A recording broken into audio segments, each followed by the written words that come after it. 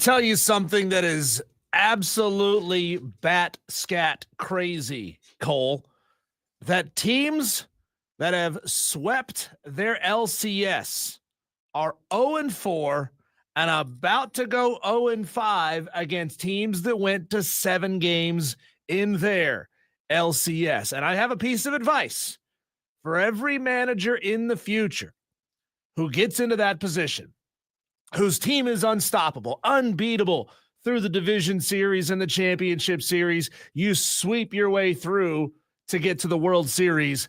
You might want to think about throwing a game in game number 4. You might want to think about continuing your run of playing meaningful baseball leading up to the World Series, Cole, because history proves unequivocally that teams that sweep the LCS do not win the World Series. I don't really know what to say. Diesel, I don't really know what to say other than You're part of the problem. You're part of the problem. You're part of the problem. That's the craziest thing in the world. Do you want to win the World Series or not? Yeah, it's the craziest thing in the world.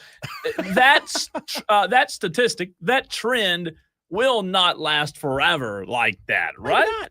Right? Maybe not. You're telling a coach to go lose a game? But are you kidding me? It may not last forever, Cole, but it's going to take a long time to flip that stat around the other way to make it seem like it's a good idea to go sweep your LCS. How long would it take? Was it 4? What'd you say it was? Right now it's 0-4? 0-4, and it seems like because the Blue Jays are playing white hot baseball and they're taking this series back to Toronto, back to Canadian soil, that they're about to make it 0-5 for teams that sweep their LCS. The Dodgers, they were just too good. They shot their shot a little bit too early. They had a little bit too much rest, too many massages, too much time spent with the wife and the girlfriend. I don't know. We learned from Mickey in Rocky, women weaken the legs, Rock. Don't go out and gallivant with the lady with the wives and the girlfriends. Don't do it. Yeah, I think there's definitely truth to meaningful baseball. We've seen that. I just don't know if I can get on board with a coach saying, "Hey guys, we need to. Hey, here's the game plan.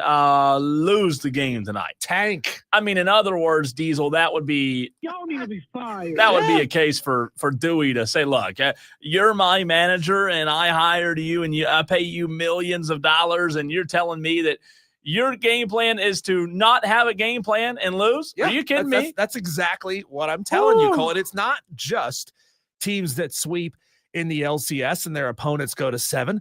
That's a fascinatingly narrow stat, really interesting there. But baseball will split itself and fracture itself into 1,000,001 statistics.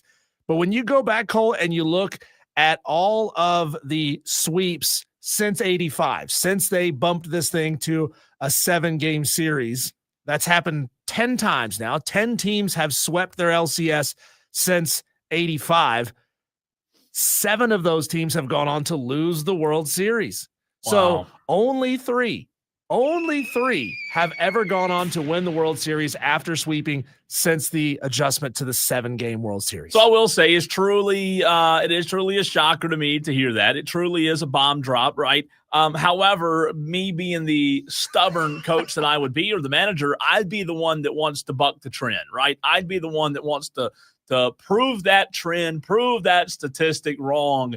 Ultimately, like I said, I believe at some point or another that trend's going to get bucked, but obviously it didn't happen this year. I also will say it's crazy to me that that's only happened 4 times in terms of you're saying it's only happened 4 times that a team has swept the championship series, right? No, 4 times that a team has swept the championship series and their opponent went to 7 in their respective LCS series. 4 versus 7. And the team that goes to 7 has won 4 out of 4 times. That's crazy, isn't it? Right? That's crazy. 4 versus 7. You would think the team that swept, is in prime position. They're the better team, but they're rested. Look, after you watched what you watched last night, the Blue Jays are for real. And I was one of the ones that came into this series thinking, oh, there's no way the Dodgers are going to lose.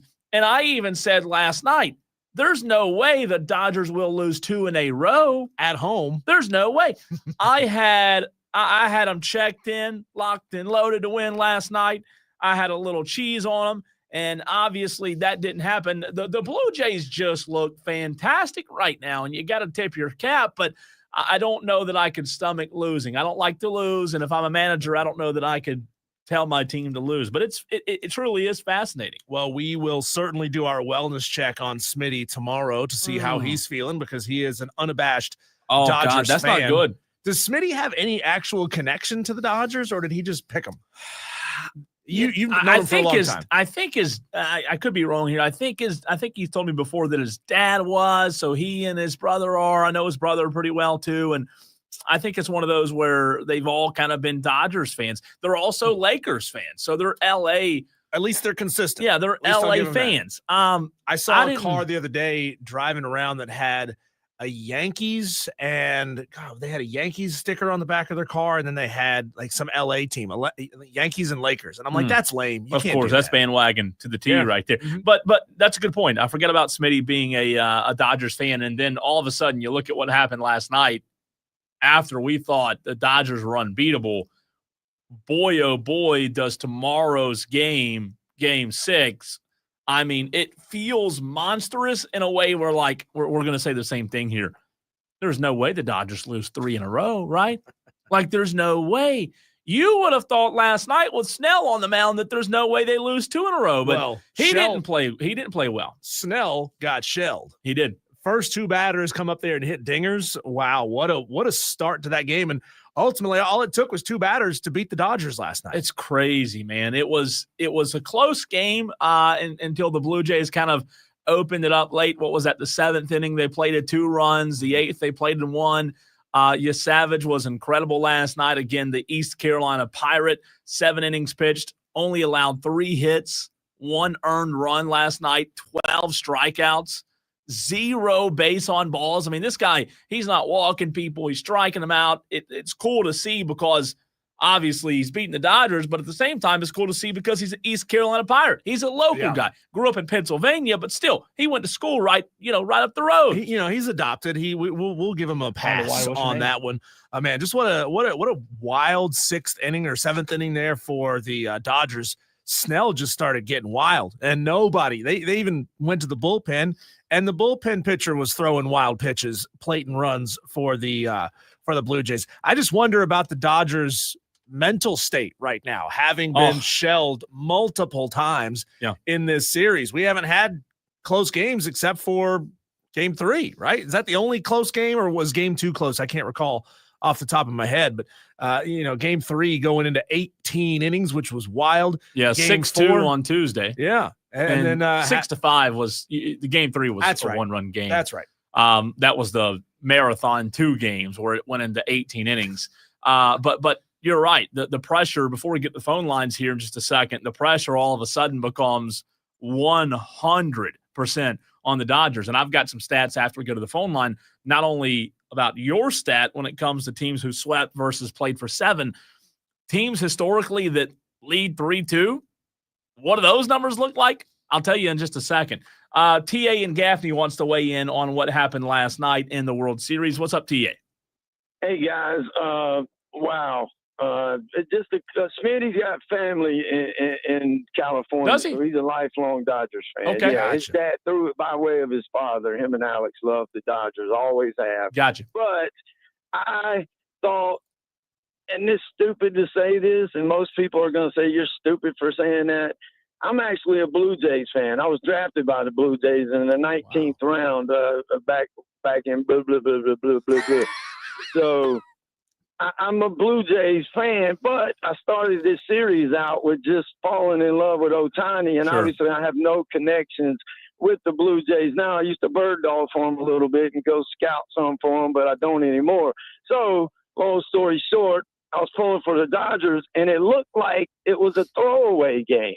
Snelly didn't have his stuff, and they went to the bullpen and just stuck with some bad stuff. And you wondering what the manager is doing for the Dodgers, and it's almost like, I think they win Game 6 because what's his name? I can't pronounce it. I think he probably goes the distance. And then you got Yamamoto. Yamamoto, there you go. Thank you for that. I think he goes the distance, gets a win. We go to a Game 7 in Toronto. And by the way, I think this is the best World Series since 1992 when Jack Morris went a complete game and beat the Atlanta Braves, even though I was pulling for the Braves. And the next year, 93, I got Smitty, not Smitty, TA, what do you think about, we were talking about Smitty, what do you think about the lineup shakeup, though? Because they lose 6-2. It's Ohtani, Betts, and Freeman. And then Dave Roberts was asked about it last night. You look at what they did. You go Ohtani, Smith, Betts, Freeman, Hernandez. A little bit of a lineup shakeup. To your point, they didn't look like themselves last night. No, that's not a good move. It's not at a good time. I think he got a little nervous. Our back's against the wall. It's 2-2. You do not change anything in a situation like that. Betts stays where he's at. Everybody, it's been working all year. Yeah. And you get to Yamamoto, and you're going to win this game. I'm sorry. I can't help but predict the Dodgers win, and it goes 7. And then who knows what can happen in a one-game series. But I'm fully expecting the Dodgers to win. But as far as the lineup, I think he got a little bit afraid, and I just think he made a knee-jerk reaction. Let me do this. I might have done it one time earlier in the season when nobody was paying attention, and it worked. But it obviously didn't work, and you don't shake a lineup like that up. I'll let you guys go and marinate on it. But hey, TA, before you run, TA, I want to ask you this question. As a guy that's played professional ball, what do you think about the slightly facetious intro to this segment, which was if you get up 3-0 in the LCS, you should tank a game to keep yourself playing? I mean, how much is a loss valuable in a situation like that it keeps you sharp, keeps you fresh, keeps you from being overconfident?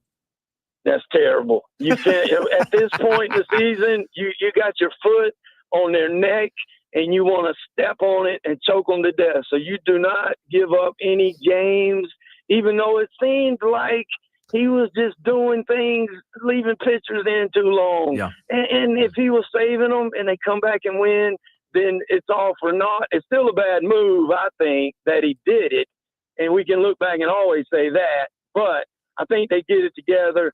And I think Ohtani, what about an Ohtani Game 7 start, pitches 5-6 solid innings? Maybe he's pitching better. What better way than the best player in the world to end up on the mound in Game 7 of the World Series? I mean, wow. And this guy, Yamamoto, if I'm saying that right, yeah. I mean, you could argue he's the best pitcher in the world right now. So I think the Dodgers aren't afraid unless the manager does something to scare them, like change the lineup up like he did. That's not good for team morale. And as a former player, when you see your manager doing that, and normally a manager would call a meeting and say, hey, guys, this is what I'm thinking. He just did it, as far as I know. I haven't heard anything else. And I know things stay in the clubhouse, but I don't see the team saying, hey, let's change now. It's 2-2. Our backs aren't against the wall. It's our last home game. Why would we change anything now? I think that was Dave Roberts just got a little bit nervous for the situation and made a knee-jerk reaction that I hope he don't always regret. I hope the Dodgers win 2 in a row. But to your point, absolutely, you never do that. And if you got somebody up 3-0, you try to finish them 4-0 and get rest. Rest is more important than, you can take BP all day, take ground balls. You can do all that, sprint, run bases, whatever. You do not give up a game in the playoffs for no reason, none. And TA, don't forget to get your upset pick in. I will. I'm 1-0. I got one in, but I'm 1-0. So I'm back. Make it 2-0, man. Appreciate you. Okay. Thanks, TA. It's a good call. Really good call. Yes. I will say I agree with them on the Ohtani part. I have found myself this playoff. Obviously, we've watched Ohtani, but I found myself this playoff kind of falling in love with the guy. Also, TA didn't bring this up. I don't know, compared to a couple of years ago, it looks like Shohei Ohtani is a different person. Like bulked up, bigger. He's huge. He's just it looks like he's put on a lot more meat and muscle. It really does. And how can you not watch that guy and not fall in love with him? I mean, that's just he's incredible. I still wish Ohtani would try to speak English to the post-game interview personnel. Even if it's broken English, it would be endearing to me to have him try. Apparently, he speaks pretty good English, but he chooses to speak through his interpreter because he wants to be very precise and very put together. But come on, man. If you mess it up, that's going to make us like you even more. Now, here's some trends, Diesel, historically. When a team is leading 3-2 in the World Series, according to research by the Society for American Baseball research, when a team leads a best-of-7 series 3-2, the chance of winning the series is about 2/3. More specifically, in all MLB postseason series, not just the World Series, with a 3-2 lead, the leading team has won approximately 69% of the time. In the World Series specifically, the team trailing down 2-3 has come back to win around 1/3 of the time. So of the 64 teams that have been up 3-2 in the World Series, Diesel, 43 have won it all, which is about 67% in the World Series. Again, about 69% when you talk about all playoff series. So, like, I don't disagree with TA about the Dodgers still having a shot at this thing and it all coming down to that Game 7 in LA. But Diesel, the numbers here and your numbers, like, it just doesn't look good for LA at this point. You've got to think the pressure has definitely mounted on those guys, even with all the talent they have. Look, to TA's point and to your point, no manager will ever toss a game. They will never give up a game ever. When you got an opportunity to close a team out, you don't want to even think about the possibility of a team maybe winning 4 in a row on you to take the series. But come on, man, in a game that is so heavily based on analytics. I mean, they pulled Snell out when he was having one of the games of his life. I don't know if he's ever thrown a no-hitter, but back in the CS, the LCS, he was having the game of his life and they pulled him. Why do you do that? Because the analytics tell him to pull him. And pitchers are having great games all the time and the analytics tell them to pull them. Why do you do what the analytics tell you to do in certain situations, but not in other situations? You either believe in the analytics or you don't believe in the analytics. And the analytics tell you that if you sweep the LCS, you will not win the World Series. It's just hard, though, man. If you've, like, any organized sport you've ever played, it's hard to sit there and say, hey, guys, we're going to lose. You just can't do it. Even if you make the decision to throw a young pitcher out there, even if you try to get some experience and it's like playing your backup in a bowl game, basically, right? Treat it like a bowl game that doesn't really matter. You throw a young pitcher out there, you throw some guys that otherwise wouldn't have gotten into these games, you throw them. If you win the game, you win the game. It is what it is. But if not, you have to use them later on. At least they'll have playoff experience. I sided with Jim Mora. I sided with him. What he said, you play to win the game. I'm going to side with Jim. Hey, Diesel, the betting odds have shifted a little bit, though. Toronto's odds improved after their win and subsequent performance. Exact outcome odds show value for the Blue Jays to win in 6 at plus 470 or the Blue Jays to win in 7 at plus 300 versus the Dodgers to win at plus 170. So the series total games, bettors are obviously looking at the over 6.5 versus the under, thinking that the Dodgers are going to force a Game 7. But it again, you go back to the probability and the stats and the history. It's important when you're talking about betting on this series, historical probability, 66% for the team up 3-2. That gives the baseline expectation. But when you look at the matchup specifics, like the bullpen, fatigue, the pitching matchups, obviously the home road splits, Diesel, that can throw a wrench in things as well. But I just look at this, man, and think back to TA's point. Yamamoto's really, really good. That's going to be a big advantage for the Dodgers, but I just don't know how in the world the Dodgers don't feel the pressure. I mean, you're the better team. To your point, you swept the championship series. They went 7. You've got to feel like there's a lot of pressure on this team right now. And I would like to say it's going to go to Game 7, but the Blue Jays are freaking good, man. Give them credit. They're a good team, right? Dewey says Shohei Ohtani is a criminal, and he gambles on the sport, blames his friend, and is on steroids. Criminal? No, not Shohei. No, that's interpreter. That's the interpreter. But I interpret that he's a criminal. Yeah.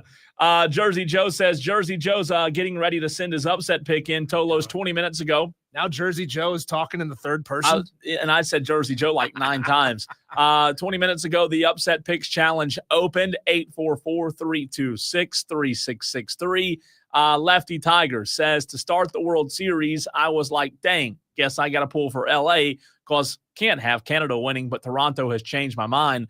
Let's go let's go Blue Birds, die Dodgers, die. And then Lefty Tiger also says chop on.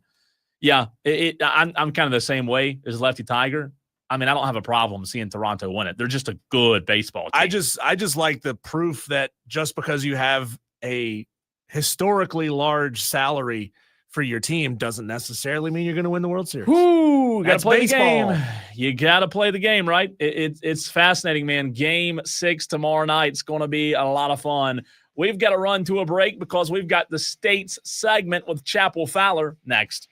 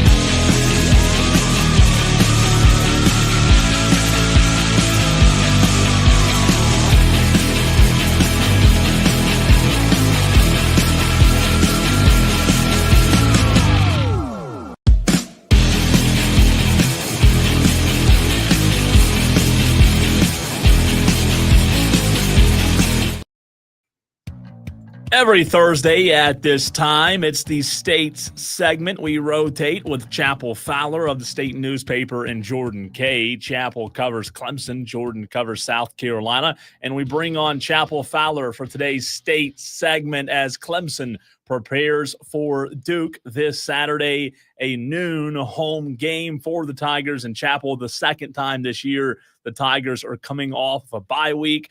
Does that bye week, in your mind, impact the way that you think about Saturday's game, Chapel, or are you is your mind pretty much made up on who this Clemson team is? Good to be on with you guys. I think my mind's kind of made up at this point. I'm not sure what an off week does for Clemson at this point. Besides, notably maybe helps quarterback Cade Klubnik heal up that ankle injury a little bit more to where he can play. But in terms of like grand changes or anything, I really don't think so. I think this team has showed us time and time again who they are, which is specific to this year, a very mediocre team. So no, I don't think an extra week does them anything. Maybe it's a good little mental reset, and maybe we see that translate. Obviously, they went 2-1 in their last little pocket of the season coming out of their previous bye week, but those 2 wins were against teams that aren't great in UNC and Boston College. So, yeah, I don't think too much shifts. I think we kind of know what Clemson is at this point in the year. And Chapel, what is the absolute latest on Cade Klubnik's recovery? The question I would have is, can they slap a couple extra wraps of tape on that ankle and have him go out there and be pretty well okay? Where exactly is he? Yeah, so the first ACC availability report of the week for this weekend's games will come out tonight at 8 p.m. So that'll be worth monitoring. Cade was listed as questionable heading into the last game against SMU. No Clemson player who's been listed as questionable has ever ended up playing in a game in this very limited, 3 or 4 week sample size of Clemson having to do ACC availability reports. So, that's not a years-long thing. It's just specific to this year. When a guy's been questionable, they haven't played. So Cade, the last game, I said last week, but it was 2 weeks ago, he went questionable, game time decision, and he obviously didn't play against SMU and really wasn't close. He didn't dress past very initial, pregame warmups. So I guess we'll see tonight. We were told by Dabo last night that Cade has been able to practice, quote, a good bit. What that really means and how much he's actually been able to participate, I'm not sure. I'd say it's probably coin flippy, maybe a little bit closer chances to him playing just because of that extra week. He hasn't talked to us in the media, but he did a number of interviews with national outlets a few weeks ago as one of his NIL packages, as part of one of his NIL deals, and kind of, that's not the type of thing you usually trot a guy out for if they're out for the season or anything. And he kind of addressed his injury and said, I'll be back soon, hopefully, that type of stuff. So I think we may see him on Saturday, but, maybe another surprise. Who knows?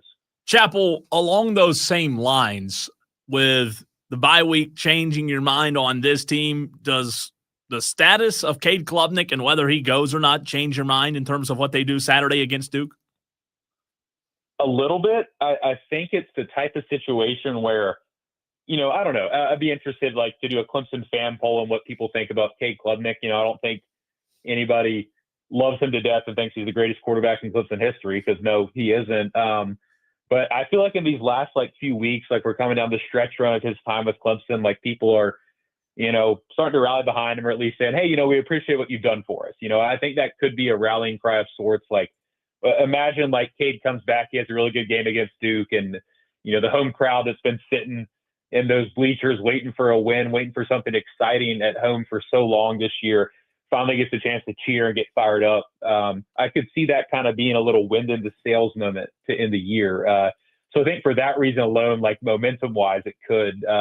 But I think you saw with Vizina in the last thing that's SMU, he can do close to what everything Klubnik does. He obviously has his limitations, just like Cade does. But the difference between the two is not a drastic drop-off to the point where, if Cade doesn't play, I don't think the point spread's going to drop another point or so before kickoff or anything like that. I think what Vizina showed against SMU is pretty indicative of how stuff will look regardless.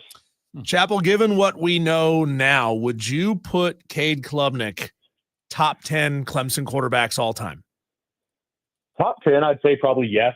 I think if you look at all the statistics, the production, the win-loss record, and I'm pulling this out of my head, not off the stat sheet, but I want to say he has something like he's tied right now for the 7th most wins by a Clemson quarterback since World War II. So kind of this modern era. I think he's actually tied with DJU still because he tied DJ with the Boston College win. So still needs to get past him, but I'd say top 10 is pretty comfortable. He's going to finish in the top 5 or 6 of things like total touchdowns, passing touchdowns, total offense, that type of stuff. And 2 ACC championships, 2 ACC championship MVPs, 1 CFP appearance. I think that's probably enough to put him in the top 10. How much higher past that, I'm not sure, but I'll give him that for sure. Chappell, we saw what SMU and Kevin Jennings was able to do to Clemson's defense. It was not a good outing defensively by Clemson a couple of weeks ago on that Saturday afternoon in Death Valley. What do you think Darian Mensah and that staff can use film-wise based on what SMU did, and how do you think that turns into what you'll see Saturday?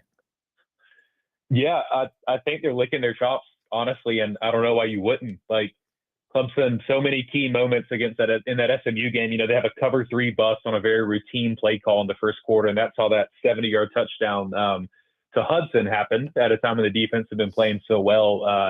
And then you go to that very last key third down they had. It was like a 3rd and 10 around midfield. Clemson needs to stop. They line up in a stack formation. SMU calls a timeout. They come out, same stack formation that's been hurting Clemson all game, and they have a miscommunication between the corners, Terrell and Gibson, and then the guys running free down the sideline, easy conversion. So it's not just the big stuff, it's like the little stuff too. And it's just been adding up. I think if you look at the defensive rankings, Clemson and things like total defense and points per game allowed are pretty, solid, not great, but not terrible. The passing defense numbers are where you kind of get into the shakier territory. I think there's something like 78th in passing defense, a lot of kind of chunk plays, 10 plus yards, between 10 and 20 yards allowed. So they've shown over the course of this year that they are very susceptible to getting gashed. And, Mensah leads the ACC, and I think he's number 1 in the country as well in passing yards per game. And Duke averages like 36 points per game in 4 ACC games so far. So I'd imagine they want to sling it, and Clemson's going to have to stop them. Chappell, as a media member who does not have college ties to Clemson, you're not covering your alma mater, and as a guy that just wants the team that you're covering to be good because it's more entertaining and more fun to cover that kind of team, are you surprised or disappointed by the lack of public frustration from Clemson fans over the struggles that we're seeing? Because we get a lot of, oh, it's okay, we'll get them next year, it's fine. I mean, everything was stacked up this year for it to be a deep playoff run and a national championship. And basically none of that has come to fruition. None of it has looked the way that it should. Are you shocked that Clemson fans are not more upset about this? My Twitter replies tell me that people are upset. I know that's kind of like a specific group of people that are prone to outrage. But I think there's a decent amount, I'd say more than enough frustration, maybe sometimes a little out of bounds with some of the player complaints, but I get it. Like, these are people, and I always think about it this way. Like, we're so lucky as media members, like the way that I attend a Clemson game is so different than what a regular fan does. And, we have free parking, free access to the games, meals in the press box, like things are kind of catered to us. Obviously there's a trade-off of that, and that's what the media business is. It's not like we're just sitting there messing around all game, but compare that to, what an average fan has to pay, the time commitment, parking far away, all this stuff, like all that, and you get to a game and your team's playing like that. I totally understand the frustration. So, I think I've seen a decent amount of it, a fair amount, I'd say, just given the rising cost of everything. And, fans are always being asked to donate more, and season tickets are more expensive and parking's more expensive. And if you're paying all that money and the result is this team right here, 3-4, 1-3 at home, hasn't beaten a power conference team at home since October 24 over a calendar year ago. Like, I get it. So I feel like I've gotten enough frustration, at least on my end. But I know, again, Twitter's a very specific group of fans that maybe are more prone to expressing such outrage online. Chappell, when you look at Saturday, we've talked about Darian Mensah. Do you feel like that Clemson defensively is capable of stacking performances of improvement? I mean, you've still got Castellanos and Florida State coming up. You've still got, South Carolina and Lenora Settlers on the schedule. Do you feel like this defense, from what you've seen this year, is, whether it's scheme or just personnel issues in terms of them not being where they're supposed to be. Do you feel like this defense is capable of making a run and stacking some good performances down the stretch? I think they have the talent to do it. I doubt that it happens. But I think if you look at that SMU game, especially early, again, this comes back to the lack of complementary football, that thing that's kind of plagued Clemson all year. The defense really did play well against Kevin Jennings and SMU for, about the first half. I mean, they had that really bad 70-yard touchdown bust we talked about earlier. But, a lot of 3 and outs. They had an interception late in the game to kind of give the offense a chance to get it down to a score. Obviously, they couldn't get the stop they needed after that. But I think there's some potential there. Will Helt has been playing like his hair's on fire. Sammy Brown's been great. I think Terrell and Hampton have kind of stacked a number of good games on top of each other at those 2 outside corner positions. This team is obviously lacking, the legit amount of talent and speed and just like dude mentality that you really need to lock down people like they were doing in the Venables era. But I think there's enough talent on the roster to stack some good performances. But, all the little stuff piling up and a good performance here, a bad performance there, a good few drives, and then a coverage bust. Like that type of stuff has followed them no matter who they're playing, Power 5 or whoever. So I really don't think it'll happen. But I think, they have the bodies. If a Peter Woods, TJ Parker starts playing out of their mind, what you're talking about, that definitely could happen. Talking to Chapel Fowler of the State newspaper at Chapel Fowlers, where you can find and follow him on Twitter. Reed Ramsey are choosing to visit a Big Ten team instead of Clemson Duke. If you're Clemson, if you're Dabo Swinney, what is your concern level over that? I'm not too familiar with that guy specifically. I know what. So where is he going instead? I know it's a 2027 guy going. It just said what game instead? It just said he was going to a Big Ten game. It wasn't specific as to which Big Ten game. Gotcha. I mean, here's the thing with Clemson recruiting. I know there's been decommitments and stuff too. That's concerning to me because for years, like if you look at Clemson's average recruiting ranking, it's never been, top 5 or anything, but they've had consistent, 10 to 15 range. Like I think last year's was like 28th. And I know it was a very small class that got just hammered by decommitments, but like this year's class, I think is sitting at like 17th right now with the decommitment of Stansel a few nights ago. Like if you're not replenishing with guys like that, what does that say about where you're at in the high school recruiting game? And does that mean you need to, switch up some stuff there, change your messaging, or maybe it's an NIL rev share issue, or maybe that means go get more portal guys. I think there's a lot to figure out, not just on field, but off field. I think the high school and transfer stuff kind of runs together. There needs to be a modernizing of that operation. I'm not sure how to do it. But, Clemson really sold itself for a long time, with Dabo and his personality and the program and the history. Like they were getting dudes left and right. Like just look at, their top all-time recruits list. Like there's some really good players on there. That trend is not here anymore. Like they're getting 5-star here, 4-star here, Amari Adams, Sammy Brown, pick your poison. But the consistent level, even when they're not, getting a top 5 class, 10 to 15 range, that really has not been the case the last few. So I think that kind of encapsulates some of the struggles, stuff like that. Like a kid visiting a Big Ten school instead of Clemson. You usually don't worry about that if you're Clemson, but now you have to. Well, and to that point, he is a 4-star interior offensive lineman, and his 247 profile lists that he has interests in Ohio State, Penn State, UCLA, Purdue. So it could possibly be one of those.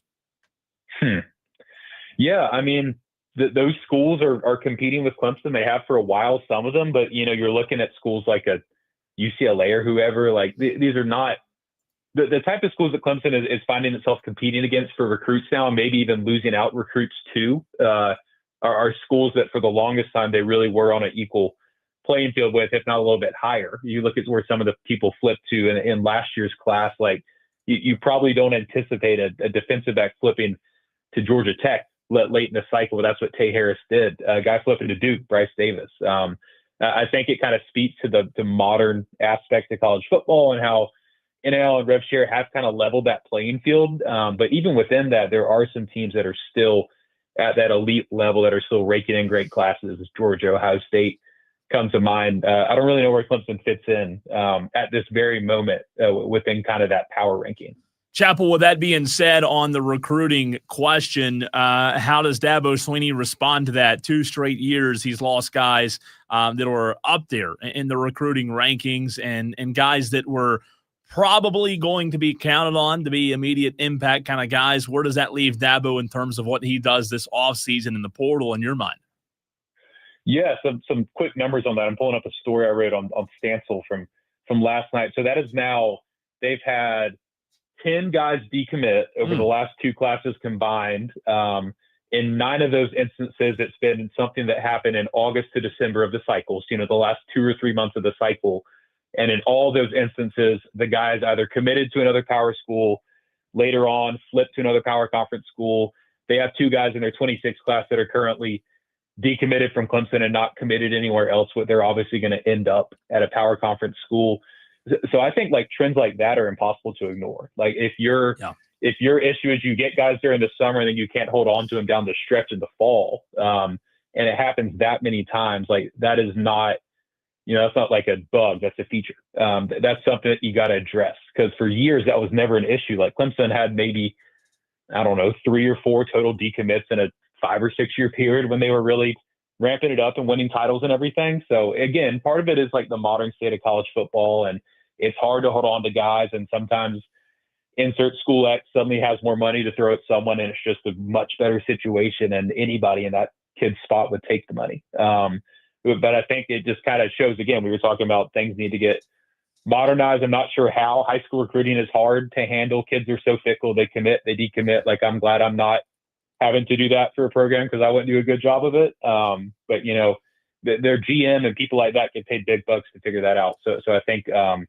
changes are needed there. I'm not sure the path forward, but I think you can't look at that and say we're going to do the exact same thing over again next year. Chapel, maybe this is a question we won't know the answer to until the end of the season or going into the next portal cycle, but I do find it interesting that the 2 of the transfers this offseason, Tristan Smith and Will Helt, are both tapped as captains in this weekend's game against Duke. Do you think maybe Dabo Swinney could see that guys that he brought in via the transfer portal are not the boogeyman, and that they, gave him enough to become captains on his team, and maybe that would lead him down the path to more and more transfers? I mean, if I'm a Clemson fan, I certainly hope so. I think it's very overdue, but I think this year is very much proof of concept.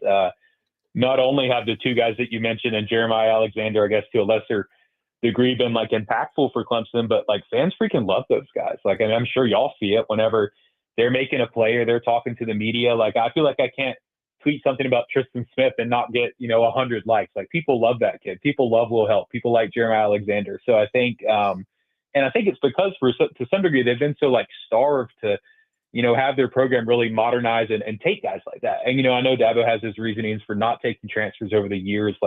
I personally think Clemson could have used a few more transfers on this year's team, and I think anybody watching them would agree with that. I think most people would agree they need 7 to 10 transfers on next year's team if they're going to turn this thing around. So I think something like that is a good, firm indication of, these guys aren't hurting the culture. These guys are adding to the culture. They love playing at Clemson. Tristan Smith loves playing at Clemson. Will Help. He won 4 games at Purdue the previous 2 years. He wanted to come to a big time school and have a better chance to compete and play in front of big crowds and stuff like that. So I think the fact that those 2 guys are captains this late in the year kind of is proof of concept. Like you said, that is something that helps you, doesn't hurt you, but it probably shouldn't have taken this many additional years to figure that out. Chapel, you're the best, man. As always, appreciate the heck out of you, and we'll talk to you again soon. All right. Thanks, guys. Appreciate you. Absolutely. Chapel Fowler, the state newspaper, Clemson Duke on Saturday. Gut feeling on that, Diesel? Gut feeling tells me Clemson doesn't have enough, and they don't have everything figured out, and a bye week is probably not going to fix it. That's awful. Gut tells me that Clemson is going to be in a dogfight late in this ball game. I don't think this game is going to be decided by more than about 7 points. So you think Duke pulls it out? I think Duke has a very good chance of pulling this game out. I guess I'm giving them one too many chances. My gut's telling me Clemson's going to find the way to get it done Saturday. Maybe I'm just being way too optimistic with them. Probably am, but we'll see. we shall see. When we come back, Cole, it is time to do our whip around the sports world. Our Daily Wires next.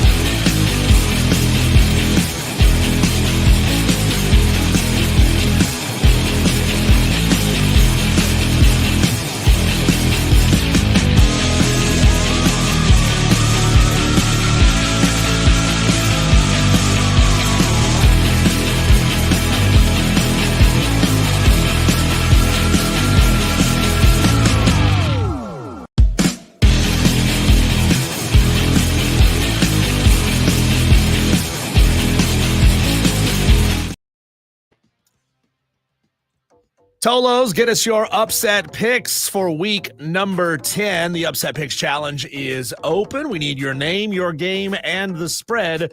Jersey Joe just got his upset pick in, and sorry to tell you, Joe, I got some bad news for you. No. It's coming here in just a second. It'll be part of the Daily Wires. But Cole, we touched on it there in the first segment. The unbeatable Dodgers, the buzz around the sports world. The unbeatable Dodgers will now head back to Toronto in a 3-2 hole after they shelled Blake Snell last night in Los Angeles. Blake Snell gave up a 373-foot home run on the first pitch of the game to leadoff hitter Davis Schneider. Vladimir Guerrero Jr. followed that up with a 394-footer in the very next at-bat.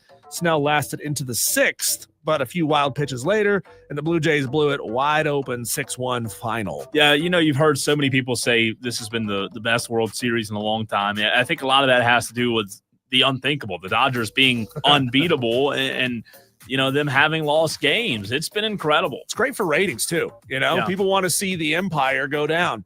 Two players, pitcher Jose Urania and infielder Buddy Kennedy, are set to receive championship rings regardless of the outcome of this 2025 World Series. Both players spent time on both the Dodgers and the Blue Jays rosters during the season.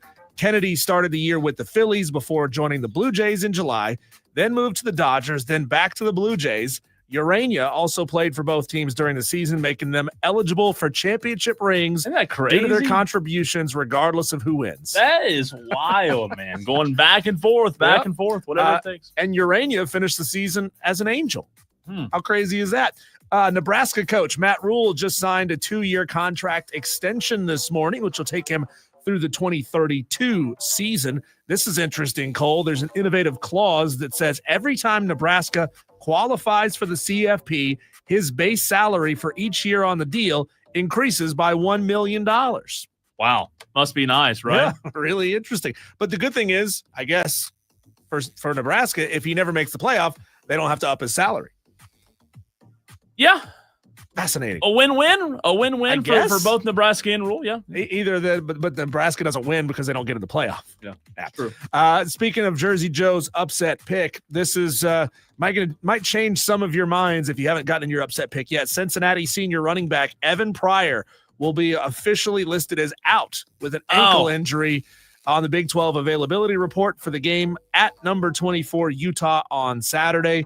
He had 66 carries for 478 yards and 3 touchdowns going into this game. That was one of the games I looked at. That was a heavily picked game. Boy, am I glad I didn't take it. I want to see here, Cole, if the line has shifted on that game. Let me jump down. I wouldn't guess It is much. not. Yeah, for It a is running not. back. Now, if it were a quarterback instead of a running back, then yeah, it would. I mean, it is their leading running back, though. Yeah, but So, they just lines don't move because of running backs. You're right. Last night produced 2 entertaining college football games. Jacksonville State 24, Middle Tennessee State 21. Those Gamecocks scored 17 points in the fourth quarter to beat the Blue Raiders. And also last night, Missouri State 28, Florida International 21. This went viral, Cole. I don't know if you saw this on social. Missouri State's Robert Plaster Stadium has a very unique feature, a men's room where you can relieve yourself with a view of the field. I did. Only you said in Texas State? That's Missouri. Missouri State? Missouri State. That only in college football do you see something like that, right? I think we need more of that. Yeah. I think that is a brilliant move. I've said for years, Cole, that if you have to get up and go to the bathroom during a movie, you should be able to scan your movie ticket, and while you pee, a Watch the screen movie. on the wall I like takes that. you to the point in the movie that you left off on. Yeah. NCAA basketball officially tips off on Monday, Cole, with number 5 St. John's taking on, oddly enough, Quinnipiac. No way. No, I'm dead serious. No That is way. the first we talked game of about the season. that school yesterday. Right. Well, we talked about the Quinnipiac poll. That's right. Not Quinnipiac University, but we did mention the school. Carson Wentz took a shot at the critics who said that he shouldn't have played, and took a shot at the team as well, saying that he didn't want Kevin O'Connell to remove him from Thursday's game against the Chargers. Quote, "This isn't my first rodeo. I'm not an idiot. I know what I was signing up for going out there. Nobody was forcing me, pressuring me, any of those things." Wentz was placed on IR this week and will have season-ending surgery to repair his left shoulder. Lions edge rusher Aiden Hutchinson signed a brand new 4-year extension.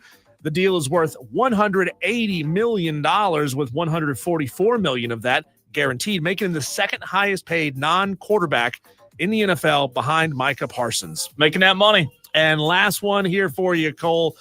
Charlotte Hornets star point guard LaMelo Ball was fined $35,000 for flipping off a referee during the Hornets' 144-117 loss to the Heat.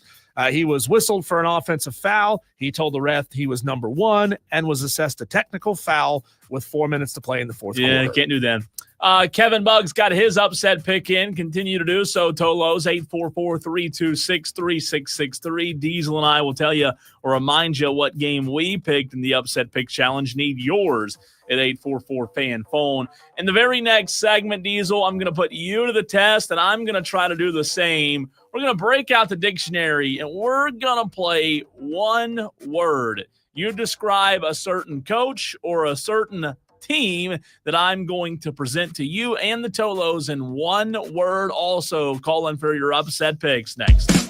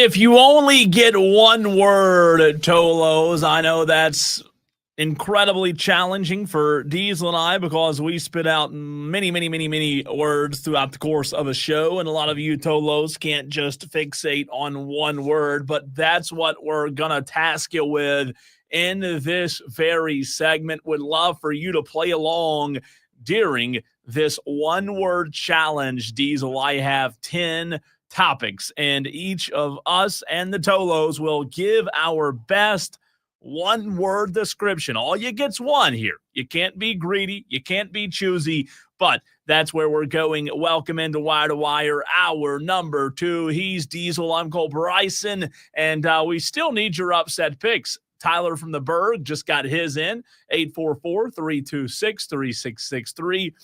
Diesel and I, a little later in the show, will tell you who we chose with our upset picks, but do not forget to get those in on this beautiful Thursday afternoon. About time the weather is good, by the way. Did you know that big yellow thing up there? Yeah, it's still there, believe it or not. Still there. Yeah. It's the sun. Didn't feel like it for a couple of days. Man, it was a beautiful today. I Just was beautiful. so jealous of Michael Duarte for a lot of reasons when he called into the show, Yep. or videoed into the show live. What was that?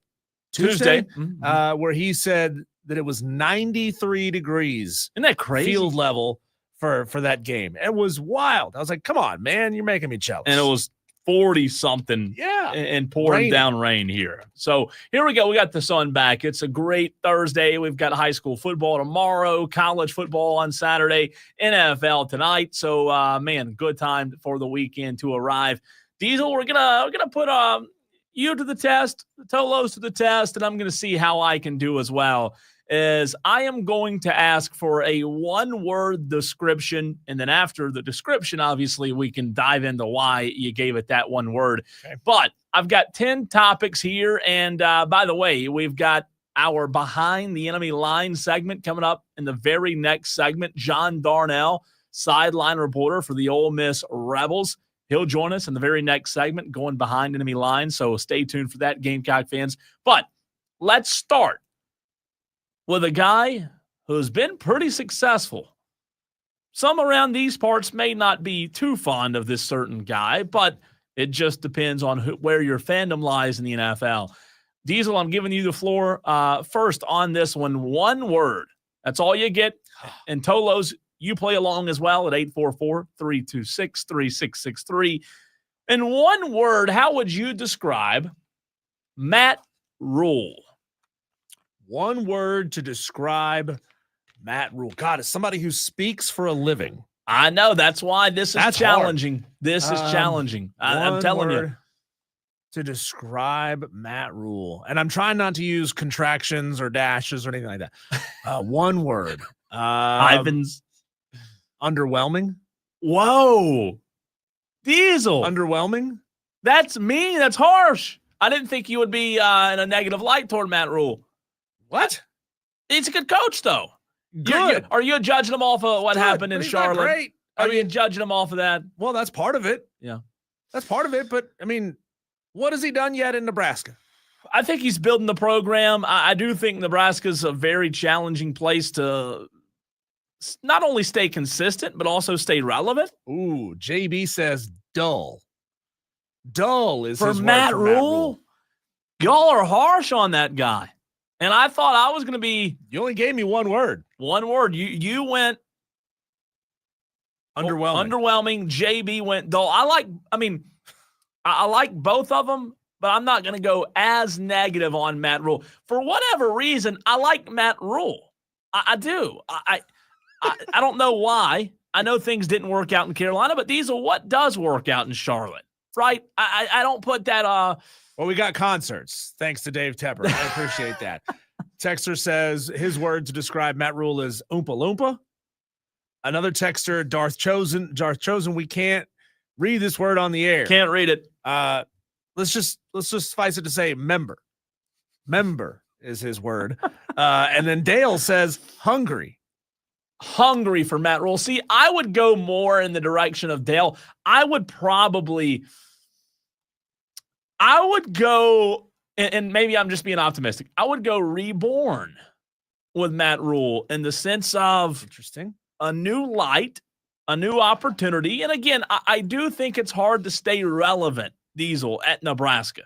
I mean, can you disappear into a field of corn anywhere else more than you can so at Nebraska, right? Iowa. A lot of corn there. True. That's true. Good point. But I think he does have this sense of being reborn. Like, he was successful at Baylor. He wasn't at Carolina. We know that, like I said, how much flack do you give him for that? Well, look at it this way, Cole. JB's not. I think you are. I think you're looking back with rose-colored glasses, because at Temple, he was 28 and 23. That got him the job. Go Temple. That got him the job at Baylor, where he was 19 and 20. That got him a job with the Carolina Panthers, where we all know how that went. Not good. And then he failed downwards, upwards. I don't really know which direction that is, where he's 18 and 15 at Nebraska. So you're saying I'm being too kind on him? I think you're being way too kind. He's also 2 and 3 in bowl games.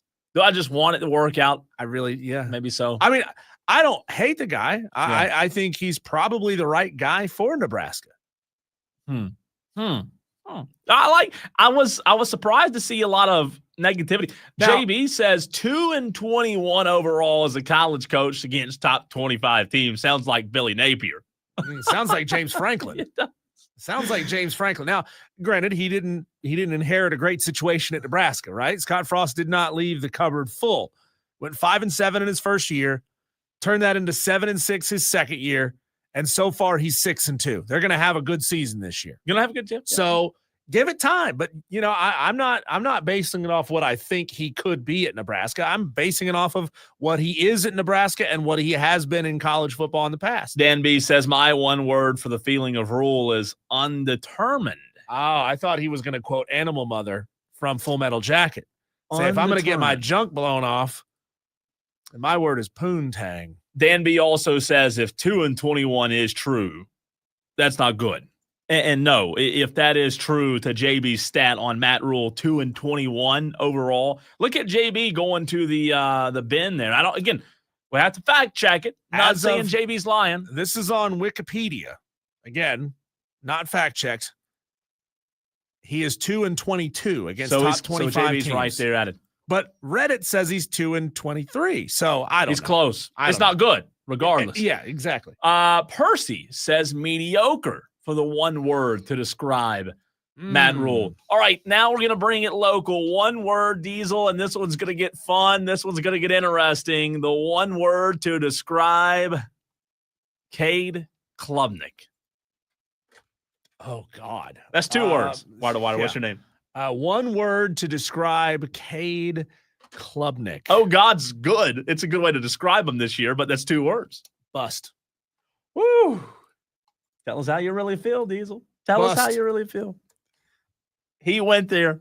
Clemson fans, you can let Diesel talk like that about Cade Klubnik. I mean, I asked Chapel Fowler if he was inside the top 10, and he says it's hard to say that he's much higher than 10 or 9. He's in the top 10, but he's not up there where a lot of people thought he would be. You know what I mean? After the expectations that were placed on him. So Diesel goes bust for the one word to describe Cade Klubnik. Texter says disappointment from the 512. Texter from the 616 says arrogant. You could also say rich because he's rich. Yeah. JB on the stream says scab. Whoa. Interesting. Whoa. Scab. Kane says soft, and I mean SAWFT, soft. I like that. Dale says undrafted. Woo! Wow. That's the funniest one. That's the funniest one. That's good, Dale. That's good. Bubba Brooks 96 says bomb. Darth Chosen says super. I guess he's trying to say supercalifragilifragilist. I don't know, but it doesn't look the same. Might want to check your spelling on that, Darth Chosen. Let's go to PT on the phone lines at 844-FAN-PHONE. PT, who are you describing in one word? Oh, man, I'm sorry I'm calling in my upset pick. Okay, that's okay. That's good. Get it in. I'm sorry. No, it's fine. So I'm going to go with probably the most unlikely Penn State win over Ohio State. Wow. What's the spread on that game, PT? Do you know? Like It's 20. 20, 21. Wow, That's a lot. Wow. I gotta do something. I gotta swing for the fences. I like it. I like swinging for the fences. You never know, man. They might find something. Who knows? Who knows? PT, thanks for the call, man. Yeah, and I might Thank find you. Scarlett Johansson's phone number if I rummage through the trash. Thanks, PT. Percy, for the one word to describe Cade Klubnik, says undeveloped. Ooh. He says that's on him and the coaches, and I'm a Clemson fan. You know what? Another texter says lousy. Gert from Greer says nervous. I'll tell you what. I am going to agree with Percy on this one. I think undeveloped is a good word to describe Cade Klubnik. Inconsistent, you could throw out there. Underrated because you said bust. I like it, Percy. I think that's a good text, a good one word to describe Cade Klubnik. I really do. Good text so far. Keep it coming. Let's keep it on the in-state quarterback. One word, if you just tuned in, is what we are tasked with here in this very segment before we go behind enemy lines here in about 10 minutes. Same thing. Lenora Sellers, one word. How do you describe QB1 in Columbia with one word? Diesel and the Tolos. Lenora Sellers is? Oh, man. Bruised. Oh, I like bruised. Because that offensive line cannot keep defenders off of him. I like bruised. That's a good one. You set the bar high there. I don't know if I was thinking kind of raw in a way, Diesel, and that could be in a good sense, but also a bad sense as well when you talk about raw, a raw athlete. Yeah. We know he's talented. You could say promising, but Yeah. I like bruised. I think that's good. Dale says transferring. Dale, you got to quit, Dale. You got to quit. Dale's killing this thing, isn't he? Yeah, he is. He's not doing look, he's giving us one word. Yeah, he's doing his job. He is. So I can't criticize Dale there. Scotty Mack getting his upset pick in. Texter from the 512 on Lenoris, one word, says underutilized. Now, that's a good one. That's a really good one. I hadn't thought about that, and I think I can agree with that one. Texter from 662 says helpless. Kane says abused. Abused? Evan. He's bruised and Evans. abused. I like Evans too. Running, he says. Wow. One word to describe Lenora Sellers. Text in 844 fan phone. Running. That might be my favorite there, Evan. Oh, man. I didn't think these would be as funny as they have been. Dale wants to chime in on Lenora Sellers. What's up, Dale? Yeah, come on. Give me the rest of these topics. Let me just bang them out for All you right. real quick. You want to ride along with us? We do have to bang some out because we're getting close. Let's go. Let's keep it. Same program. One word. We'll let you have the floor here first. Dale, Shane Beamer. Describe Shane Beamer in one word. Shane Beamer in one word. Does not count. No. Shane Beamer in one word.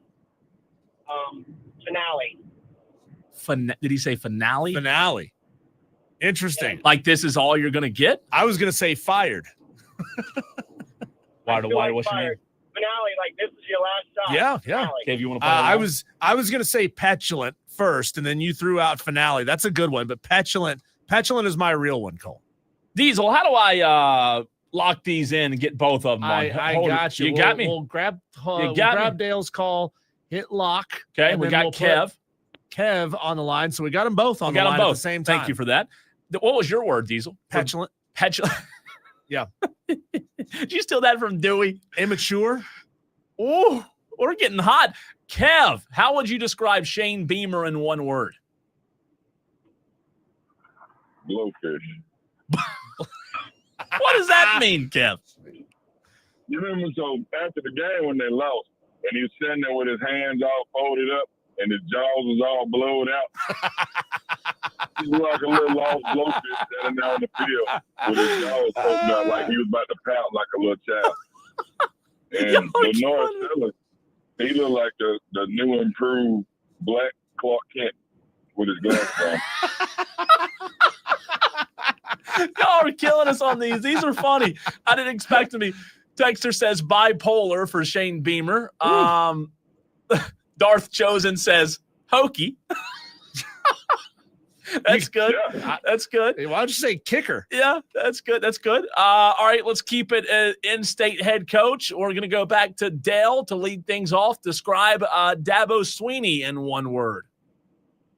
Dabo Swinney, one word. Retiring. That's not true. That's not happening. That's not happening. Kev, how would you describe Dabo in one word? Leave.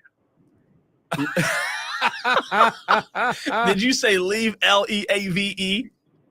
Yeah, get up out of there. Let's go. These are harsh. Diesel. Wow. For Shane Beamer, how would you describe him in one word? I'm sorry, Dabo Swinney. Yep. Antique. Antique. I like that. I'm going to go stubborn for Dabo. That I think that's the obvious one there. Texter says blowhard. Another texter says clown. I mean, these are getting really, really interesting. Texter says JB says politician. Kane says resolved. All right, next on the list. Oh, Darth Chosen goes egomaniac for Dabo. Woo. Good word. Describe Dale. Let's go back to Dale here. Describe Brian Kelly in one word. Washed. Washed. Was he ever not washed, though? I never saw the allure with him. Yeah, I'm with you. Kev, Brian Kelly in one word, the former LSU coach. Patootie. Patootie. Patootie. Just Use that in a sentence, duty. please. Patootie or duty? all the above. Diesel, how would you describe Brian Kelly in one word? Carpetbagger. Carpet. I'm going to go with a texter from the 512. He says for Brian Kelly, phony. I like that a lot. Darth Chosen says family. Family. Texter from the 250. We can't say this word we can say BSer, right? We can say that. Mm-hmm. Let's see. Kane says fake for Brian Kelly. All right, let's rapid fire through a few of these. Dale, one word rapid fire. How would you describe Lane Kiffin? Home. Home? He's at home. Okay. Ooh. Okay, Kev? Money. Money, I like that. Kev, Dale, we got to run to a break. Appreciate the phone call, guys. Dale. Diesel, how would you describe Lane Kiffin in one word? Oh, man. This one's tough, I think. Lane Kiffin. Arrogant? Okay. Texter says preppy. I would say for Lane Kiffin, chaotic. And that can be in a good way or a bad way. I'm going to go chaotic for Lane Kiffin. Good. Man, we'll get back to a few of these later on, maybe tomorrow, but good stuff, Tolos. Really Dan good B stuff. says, I can't not see it. Lane looks like Daniel Tosh. You could have just said Tosh, Dan B. That's a good one. That's a really good one. When we come back, Cole, let's talk to the enemy. Let's talk to the play-by-play or sideline reporter, for the Ole Miss Rebels football broadcast. Josh Darnell going to join us next.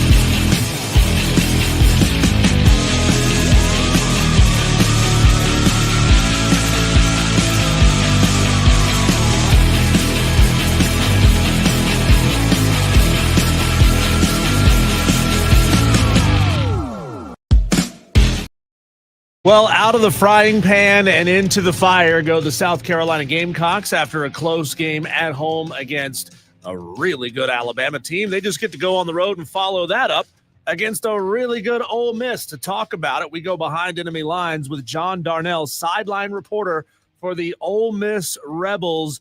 John, welcome into the show. My biggest question for you right out of the gate is, how does Keith Carter, Ole Miss's athletic director, react when Lane Kiffin goes on his little jabs and trollings of other SEC coaches? Does he roll his eyes or does he encourage it? Well, I don't know. You'd probably have to ask Keith Carter that question, but I think everybody around here is used to that now. It's kind of become a common thing, and I think Coach Kiffin really likes messing with a lot of his old friends that he coached with before. Yeah, I think so as well. John, it's Cole here. Appreciate you hopping on with us for a few minutes today. I heard some audio yesterday, John, that I really thought was intriguing related to Ole Miss, but also relating back to South Carolina with all the Gamecock fans we have in our audience. And we know that Ole Miss a season ago had a talented quarterback, a talented roster, but SEC coaches have said that this year's team is better than last year's team. And I think that speaks volumes to what Lane Kiffin's done. It also speaks volumes to what a guy like Shane Beamer hasn't been able to do and find that consistency. What's the magic formula in your mind that has allowed Lane Kiffin to build this consistency even after having a really good team in 2024? Well, you're right. We lost a lot of guys last year, especially off that defense. It was so good. And I was talking with a friend of mine yesterday, he said, I really felt like we were a better team. We had better players, a better team last year, but we lost that game against Kentucky right out of the gate in the SEC, and then kind of played catch up from there, and then lost some games later on in the season. But yeah, I don't know. It's a great job of this coaching staff. Obviously, they've been a fun team to watch. With the whole Trinidad Chambliss coming in for Austin Simmons and that second or third game, and been able to start the games we've had since then, and has just done a great job. The offense is really fun to watch. They replaced a lot of their receivers from last year, and with some new guys that have really been consistent, really played well, and defensively, they just kind of hung on. They've gotten the turnover when they needed to. Arkansas driving to win the game, or at least tie the game up, and we caused a fumble, and on a great play by the defender, and ended up winning that game. And then in the Oklahoma game, they fumbled a punt return late in that game, and able to secure that win. So defense has been not break. They have given up a lot of yards and a lot of points, it seems like, but kind of make the play when they have to. But offensively, this team's really played well. John, I've been beating that drum for Trinidad Chambliss to get more Heisman attention than he has. What did you see before he was forced into duty and become this starter? What did you see from him early on that really impressed you, that obviously caught the eye of Lane Kiffin and the OC and everybody else? Well, Austin Simmons was coming in this year. Austin was the backup to Jackson Dart last year and had played just sparingly, and came in against Georgia and in the situation, the first of the game when Dart went out with injury, and led the team down for a touchdown, and obviously ended up beating Georgia that day. And so the expectations for Austin Simmons were off the chart, and which I do think Austin Simmons is very talented, and I think he's going to be a very good quarterback, if not a great quarterback. They had that injury and it's an ankle against Kentucky in the second game of the season, and Trinidad came in. I had seen Trinidad play in several scrimmages this fall in camp, and he really stuck out the way he could run the football, where he could pull it down and make plays with his feet. He was going against the number one defense. Austin's going against the number two defense. So I was thinking, man, we're really moving the ball good on that number one defense. It made me concerned about the defense, but it came down to Trinidad just being able to make plays with his legs and being able to throw the ball. I think that was the thing, that can he throw the ball? And he's really been great throwing the football. I think he's got one interception, and he made good decisions. And it's a great story coming from Division II last year and right into the SEC. And he just seems to get better every week. We're talking to John Darnell. He's the sideline reporter for the broadcast of the Ole Miss Rebels. When South Carolina coming to town, when you kind of study up on the Gamecocks, obviously they've had a tough season in this tough 5-game stretch. What's Ole Miss fans and those in the know make of this year's Shane Beamer-led team? Well, I'll tell you, we're week to week. As a former player at Ole Miss, I'm always, let's just go 1-0 this week. And that's kind of the mindset of the team, I think, this year. Let's just go 1-0, and whoever we're playing, let's just win that game and not look ahead.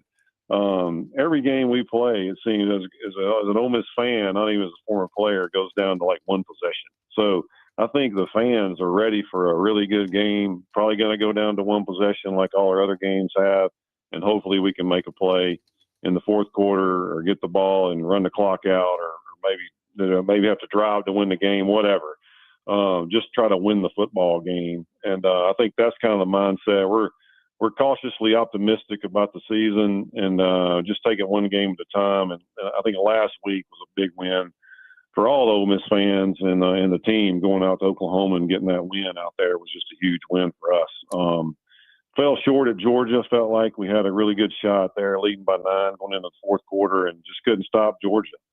And so I don't know. I mean, I think week to week is the matchups, and I know we're going to have a challenge against those rush ends from South Carolina. Really stick out to me when I watch the tape, and Norris Sellers at any time can take over a game and just do great things. So. Yeah, I mean, it should be a great atmosphere. It should be a great football game, and obviously all the Ole Miss people know that it's going to be a tough challenge every week. John, take us through your week of show prep. How much work goes into being the sideline reporter, and where does your access come from? Who do you get access to on a daily basis to be able to do your show prep?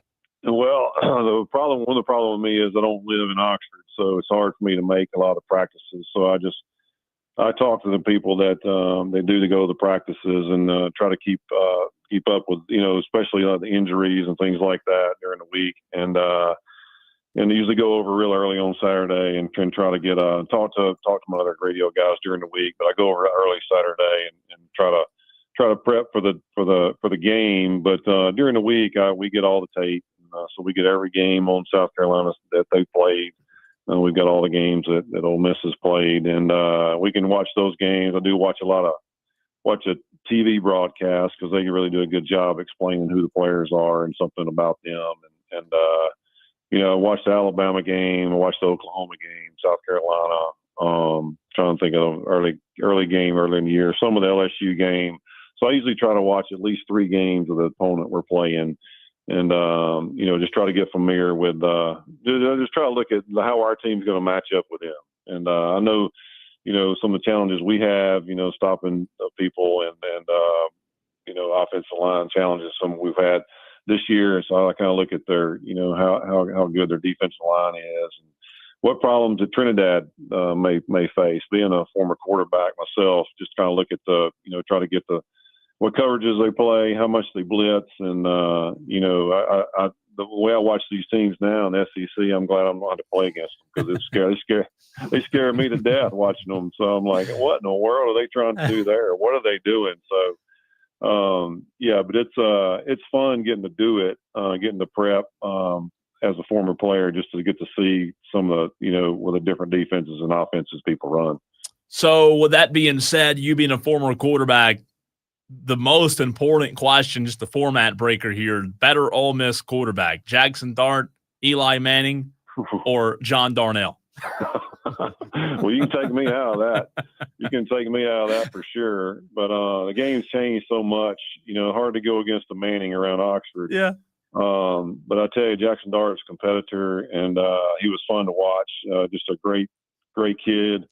A great family, and just so proud of how he's doing with the Giants. But kind of ironic that he went to the Giants with Eli with all that success up there. But I tell you what, it'd be hard to top Eli Manning, what he accomplished in New York with 2 Super Bowl wins and 2 MVPs, Super Bowl, and just when the game's on the line, Eli was just tough. I mean, he just made some. He was just Mr. Clutch, in my opinion. But Dart, what a competitor! What a fun guy to watch. Tough kid, will just put his neck out there on the line for you. Well, John, the real question is, if I gave you 10 footballs and stood you 15 yards away from a 3-pocket net, how many of them are you putting in the pocket? How's the rifle these days? I don't know about that. I hadn't thrown much lately, but I don't know. I mean, I don't know. Maybe half of them, maybe, hopefully. I don't know. It depends on how. If you give me one of those little youth footballs, there maybe you go. that'd be better. John, you mentioned the game within the games, the matchups within the matchups. I'm with you. I love watching the games within the games that happen, especially in the SEC. What's the biggest one you think Saturday for Ole Miss and South Carolina Saturday night at 7:00 when you think of the game that's in the game that people maybe need to keep an eye out for? Yeah, I mean, how are we gonna contain Sellers? I mean, it seems like when you have a quarterback that can run, as a defensive person, that would scare me. Our defense has been suspect this year, just giving up a lot of yards and especially to the run. And I just think it'll be a huge challenge for us in Illinois Sellers. He's such a big kid, can run and can also throw. And watched him against Alabama, how they just move the ball up and down the field on them. And I know what kind of defense Alabama has, so I think that's going to be a big challenge for us.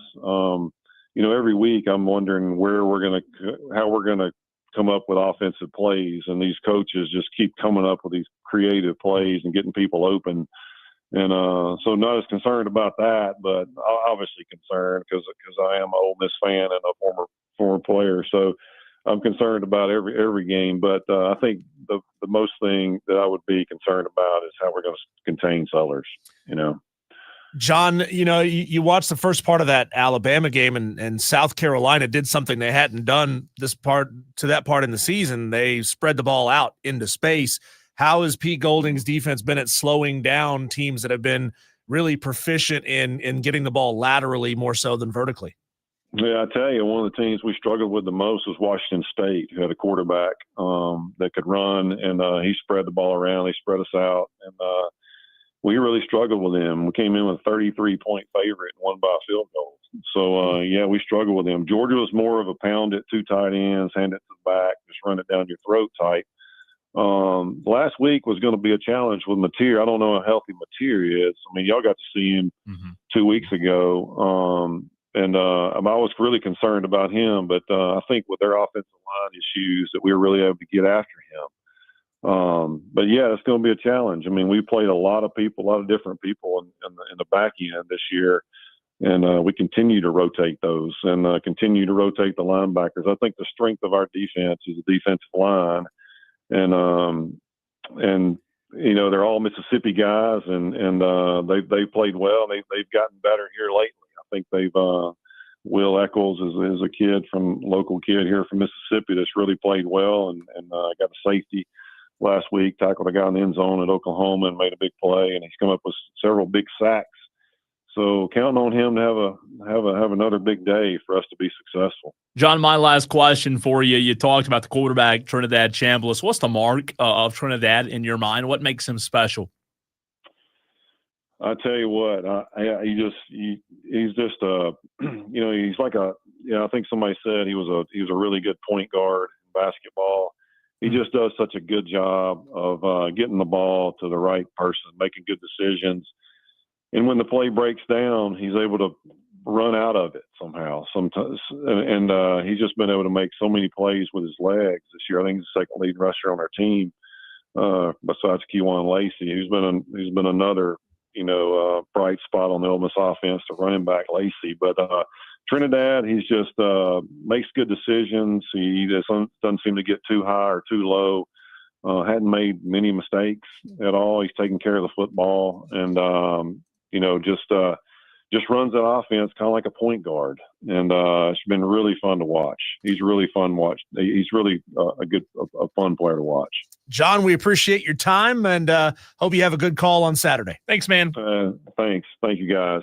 Absolutely. John Darnell, sideline reporter for Ole Miss. And I love hearing the other perspectives, Diesel. These guys we bring on in terms of, they see the team every week. Right. We've watched highlights of Ole Miss. We turn them on when, they're in a primetime game. Right. But, I think to your point earlier in the week, I think there's a lot to be said about their quarterback. I think he's really solid. The numbers aren't eye-popping like a lot of these other quarterbacks, but I think that's going to be fun to watch Saturday. We all expect Ole Miss to win, but to his point, not only how Trinidad Chambliss plays, but how does their defense contain Lenoris? Can Lenoris continue to give defenses problems like he did last week? I don't know. Maybe I'm being a little too optimistic. I think it might be a decent ball game Saturday. With Ole Miss being a 7-1 team, top 10 in the country, it's easy for us who don't watch them every week to put Ole Miss on a pedestal and say, wow, that team is nearly unbeatable. But to hear from a guy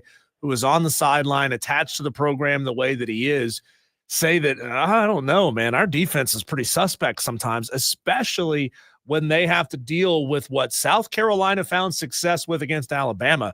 There's a chance that South Carolina could put up some points on them and maybe make it interesting. It's going to be fun. We've got part 2 of Behind Enemy Lines tomorrow at 3:22. David Shoemate, play-by-play voice of the Duke Blue Devils, joining the show tomorrow, going behind enemy lines from the Clemson perspective. On the text line, Diesel T-Ray gets in. He says, Gamecocks over Ole Miss, 14.5. Go Cox. Cocktober let me down bad, but Mo Shane November has got to be better, right? What if they fired Shane Beamer in the next 30 days? Then it would be no Shane November. Ooh, no Shane November. It'd be catchy, wouldn't it? But yeah. Put it on t-shirt, sell it outside of Williams-Brice next year.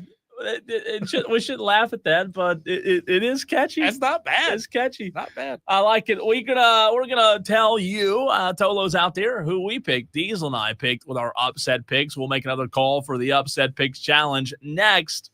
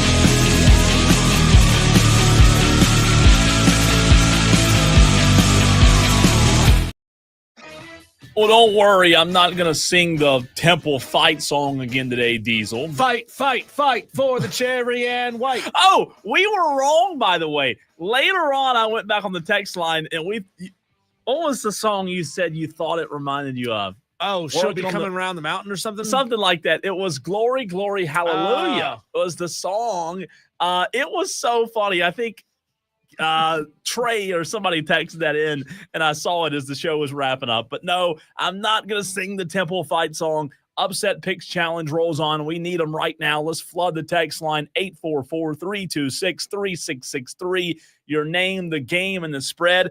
What was your name and game and spread, Diesel? Well, my name is Diesel.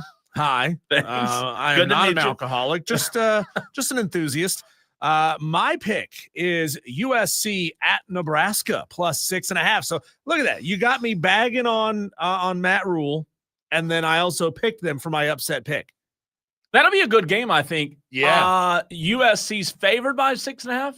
Yes. So you're going with Nebraska, is that right? Mayava versus Raiola. Wow. I think that might be a decent little game, too. Night game at Nebraska. Home field advantage, 100,000 corn shuckers. It's going to be. You know what? I do like that. It's going to be a good game, I think. USC's ranked. They're 23 now. You're talking about a 5-2 team versus a 6-2 team. In Nebraska, they shuck the corn. In California, they drive around on it. Biodiesel. That's true. That's true. Biodiesel. I've never called you that name before, so don't call me one that calls you names. I think that's a good pick.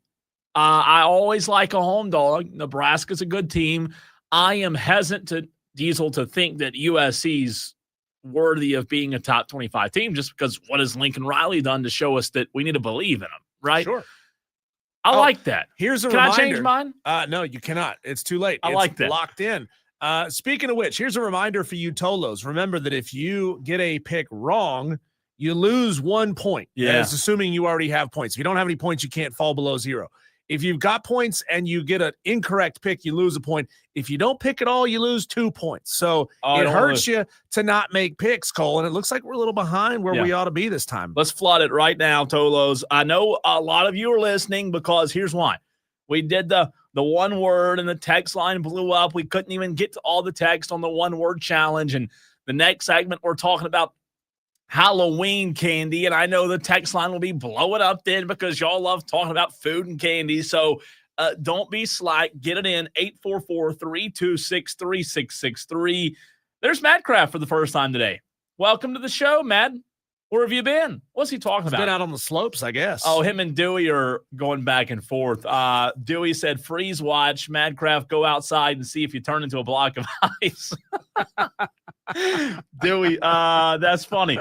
Mad Kraft says, sweet, I'll bust out the old. You know what? The funniest part of that, so we have every break, freeze warning that plays right now. It's this weather thing. I laugh in my head every time I hear it. The funniest part is the lady, and it'll play again in like 60 seconds. The lady has to describe what the freeze watch is. And I'm sitting there thinking, do we really need, as a society, we need some lady to describe to us what a freeze watch is? Hey, that South Carolina State player just won $18 million because he wasn't explicitly told that bashing your head into another person's head over and over and over again might give you concussions, and that might hurt you long term. He won $18 million for that. How much did the person who sued McDonald's because hot coffee spilled on them? I remember that. The cup didn't say hot coffee on it. I mean, people have to be warned about these kinds of things. How many people didn't know there was a hurricane coming a little over a year ago? Madcraft didn't know. He didn't get his upside pick in that day or that weekend. Sorry, Madcraft. The opportunity was there. So we had to kind of bag on you. But anyways, in case you didn't know, a freeze warning means it might get 32 degrees, which, careful. It's freezing. Silly Goose. That's Madcraft going Penn State plus 20.5. Woo. Gooses is not a word, by the way. Goose, it's geese. Yeah.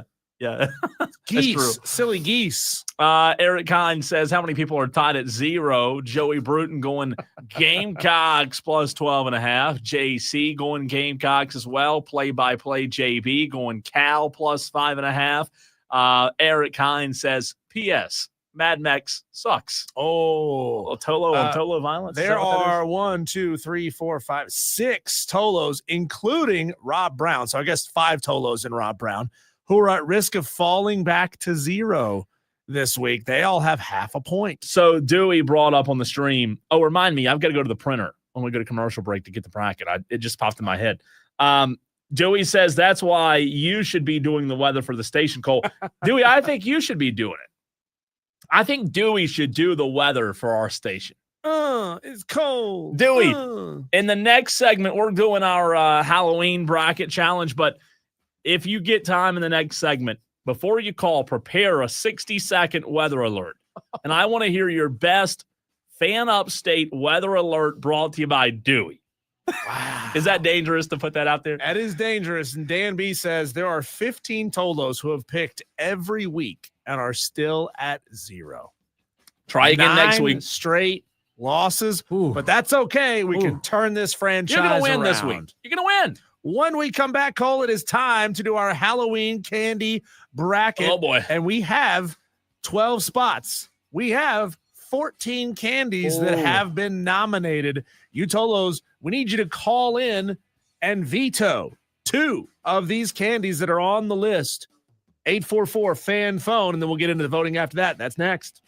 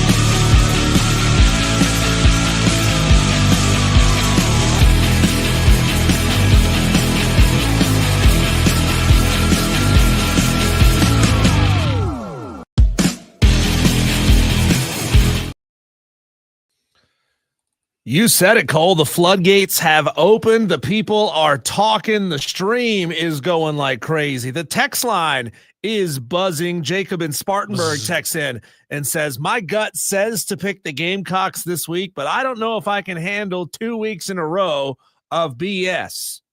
I don't know. Why are we so and I'm asking myself the same question. Why are we so optimistic about this? Here I am again, finding myself thinking, maybe the Gamecocks keep it close. And I'm an idiot. They're probably going to get beat and beat bad. I don't know. I'm buying in the hype. Like, what hype? What hype am I buying into? Keith and TR says we need Dewey to call in and do weather reports. That's what I'm saying. Dewey, that's 844 fan phone. Dewey, you know the number. Yeah. Just go on your phone if you're allowed to even have one. Get the weather, call us up, and tell us what it's going to be. Again, Dewey, if you're going to do it, you're going to audition. It's got to be, you got to have your ducks in a row. You know, you got to do like the Leprechaun of Lyman, have not the poem, but have the gist of what you're going to say. And it's got to be a good weather report. I'll save it. We'll play it, and it'll be great. But it better be good, Dewey. Texter wants to know, what is the point spread for the upset pick Cincinnati and Utah? Well, Texter, I'm glad you asked that question. You can go to ESPN.com and go on the scores page for college football, and you'll find the current spread. But the current spread doesn't matter. The spread was yesterday at 3:00 is what matters the most, and that was 10.5. It is still 10.5. It's still 10.5. Yep. There you go. I just, never do for someone what someone can do for themselves. I was trying to direct the texter there to get that. Let's see, more text coming in on the stream. This is getting wild over here. Madcraft texts in and messages in and says, fun fact, there is no official plural version of octopus because collectively the whole English language never agreed to one. What are we talking about here? Like, how do we get on octopi? Take your pick. And then Dan B says, I choose octopiece. I like it. I like it, Dan. That's Where good. are we at? How did we get here? Sometimes I just wonder. I just saw this earlier today, Cole, that 6'7" was named the dictionary.com word of the year. I heard that on another radio station this morning. There you go. It's ultra popular. And now you got Madcraft saying, well, 6'7" isn't really a word. If you spell it out, it is. But that's true. It's nonsense. It's gobbledygook. It doesn't mean anything. Tolos, it is time for us to narrow down our Halloween candy bracket. We have 14 candies that were nominated yesterday by you, Tolos. We got to get it down to 12. So the question is, of these 14, which one has to go? You can call in and veto one. You have to. Now. We have to, right? And we're not taking any new submissions. So if your candy is not on this list, we did that yesterday. Don't care. Don't care what candy you like. You have to veto two of these. Twix. These are Butterfinger. Sorry. Go ahead. Twix, Butterfinger, Toblerone, SpongeBob Krabby Patty Candy, Sour Patch Kids, Three Musketeers, Milk Duds, Baby Ruth, Sour Patch Watermelon, Nestle Crunch, Reese's Take 5, Sour Patch Sticks, Dots, and Candy Corn. There's definitely some on there you can veto. I mean, goodness gracious. But so to Diesel's point, we've got 14. Yep. We've got to veto 2. Got to veto 2. Let's see if Guy can veto one of those. What's up, Guy? Yeah, kill candy corn. Candy corn's gone. Yes, Guy, you're my favorite Tolo. Yes, it's the worst, isn't it? I mean, I didn't hear the whole list. I came in as soon as you said candy corn. So I didn't need to hear anymore. Well, you vetoed it, and we've got one more. We've got one more caller. Let's see who this is. Thanks, Guy. Why? What's your name? Okay, we're getting the second veto coming up on the show. Dan B. Dan B. Yeah, here we go. Dan B. Did you hear the entire list? Which one do you want to veto? Okay, I can't do 2. I can only pick one. Only one. Guy has already vetoed candy corn, so that's gone. Well, it's gone. Oh, then the SpongeBob. SpongeBob. Yes. Krabby Patty Candy. Yes. Thank y'all. I do remember the text that came in. He's like, my kids got me addicted to Krabby Patty Candy, and I've never had it. I don't even know what it is. Do you? Dan? Oh, sorry. I think we lost Dan. Sorry. Okay. That's all right. Appreciate the call, Dan. Krabby Patty Candy is gone. See, I can't even imagine what Krabby Patty Candy is. It's not chocolate. It's got to be something yellow and artificially flavored and Gross. And real quick, Guy wanted to get his upset pick in. Sorry, I apologize, Guy. Guy. Didn't mean to do that. No problem. I mean, candy corn, the death of candy corn over everything. Yes. But, I was going to do Vanderbilt plus 2.5 over Texas.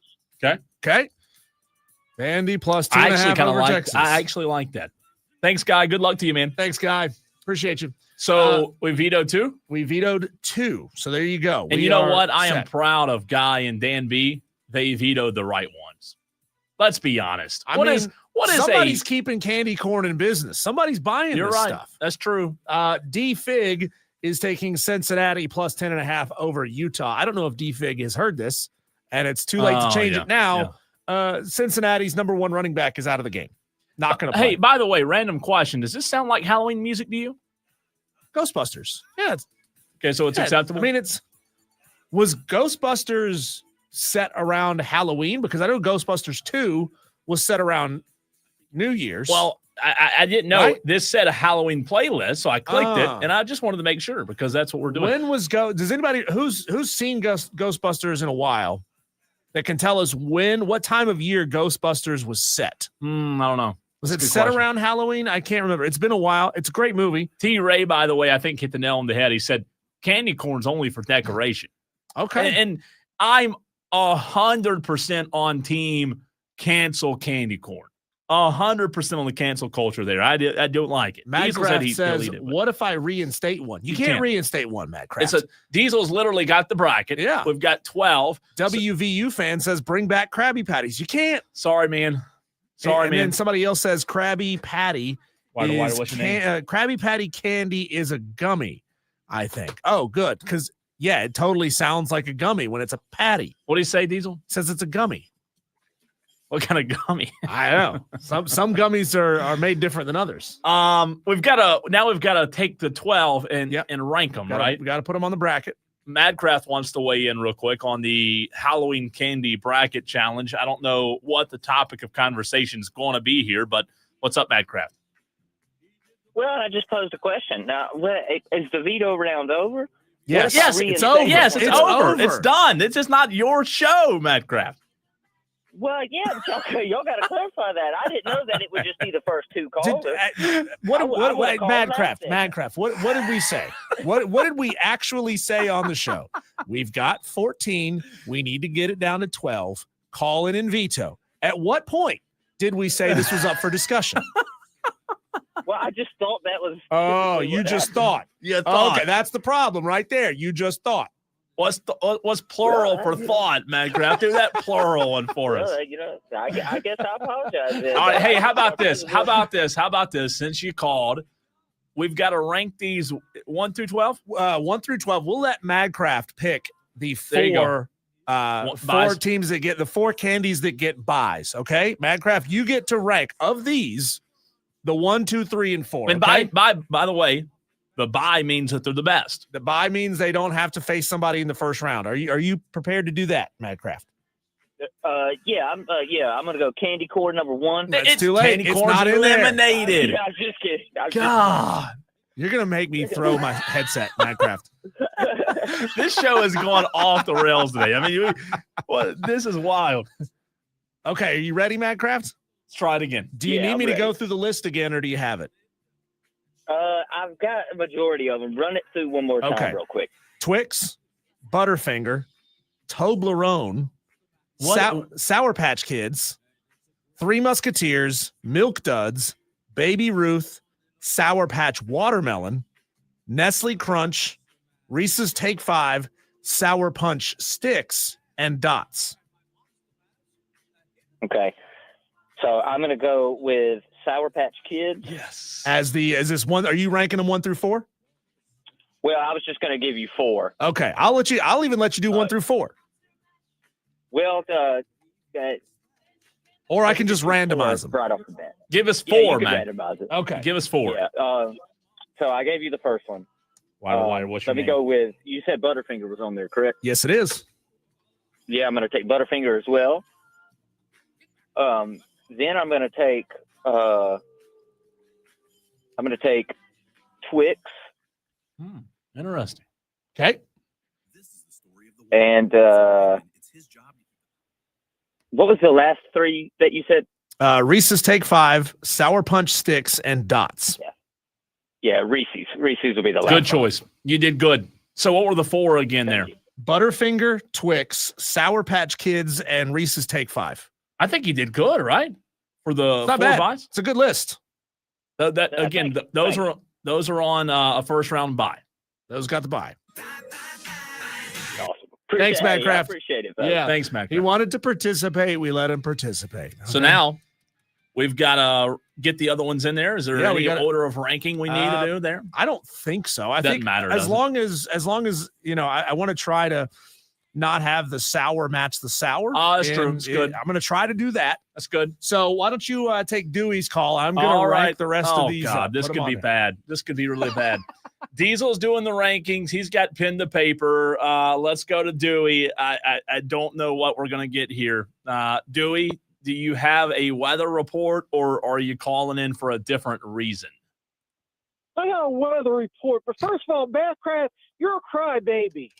You just wasted 25 minutes of their precious time talking about your candy struggles.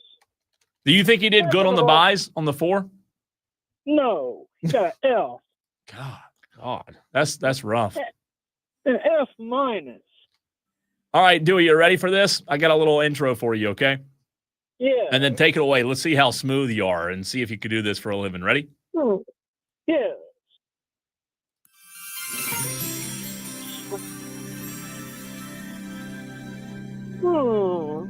This is Dewey with the weather.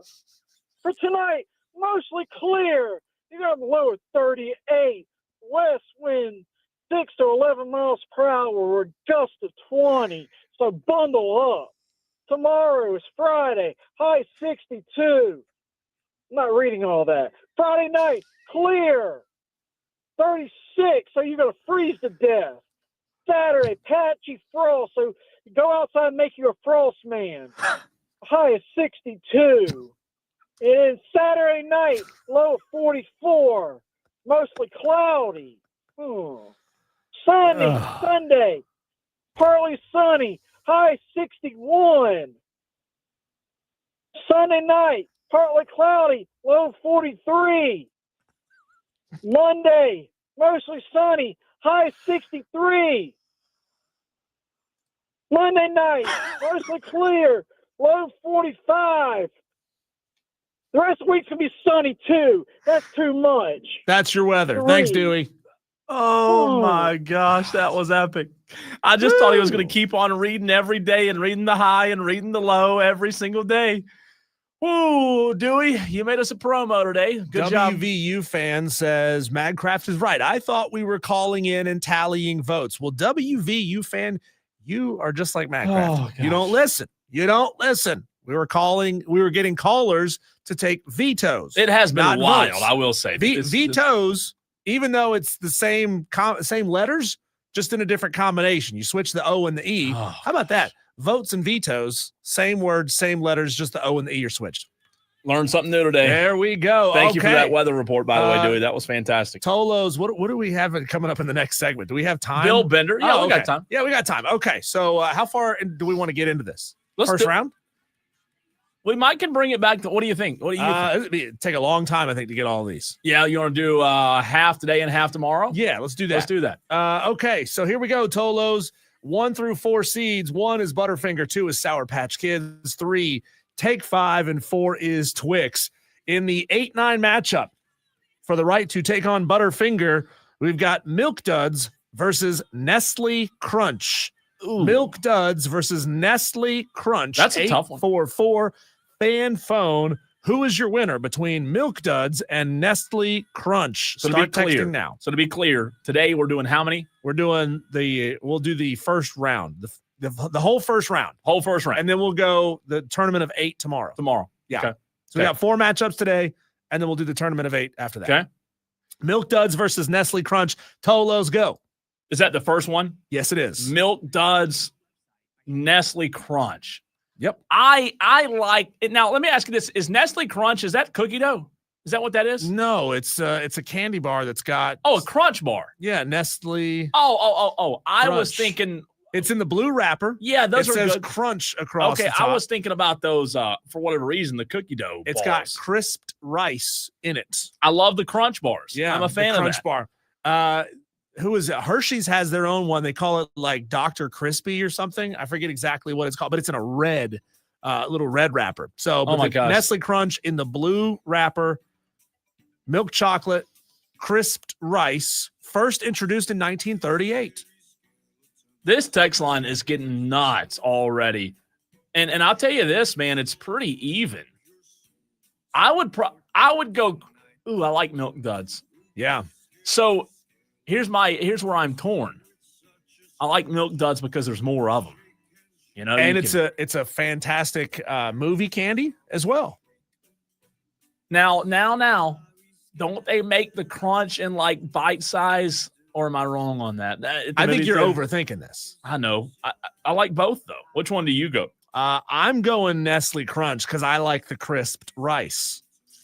I think I'm going to go with you. Milk Duds invented in 1928. Oh, my God. Nestle Crunch, 1938. These are old candies. They are. Been around for a while. There's a classic. They're classics. They've I'm been going to around for a side reason. with you. I'm going to go Crunch Bar on Crunch? this one. Okay. Yeah. What's the prevailing thought of the text line, you say? Well, Tolos, we're going to have to end it, cut it off. No more, no mas, because there's a lot of text coming in. So, Ooh, okay. no more. I'll count Crunch. You count Duds.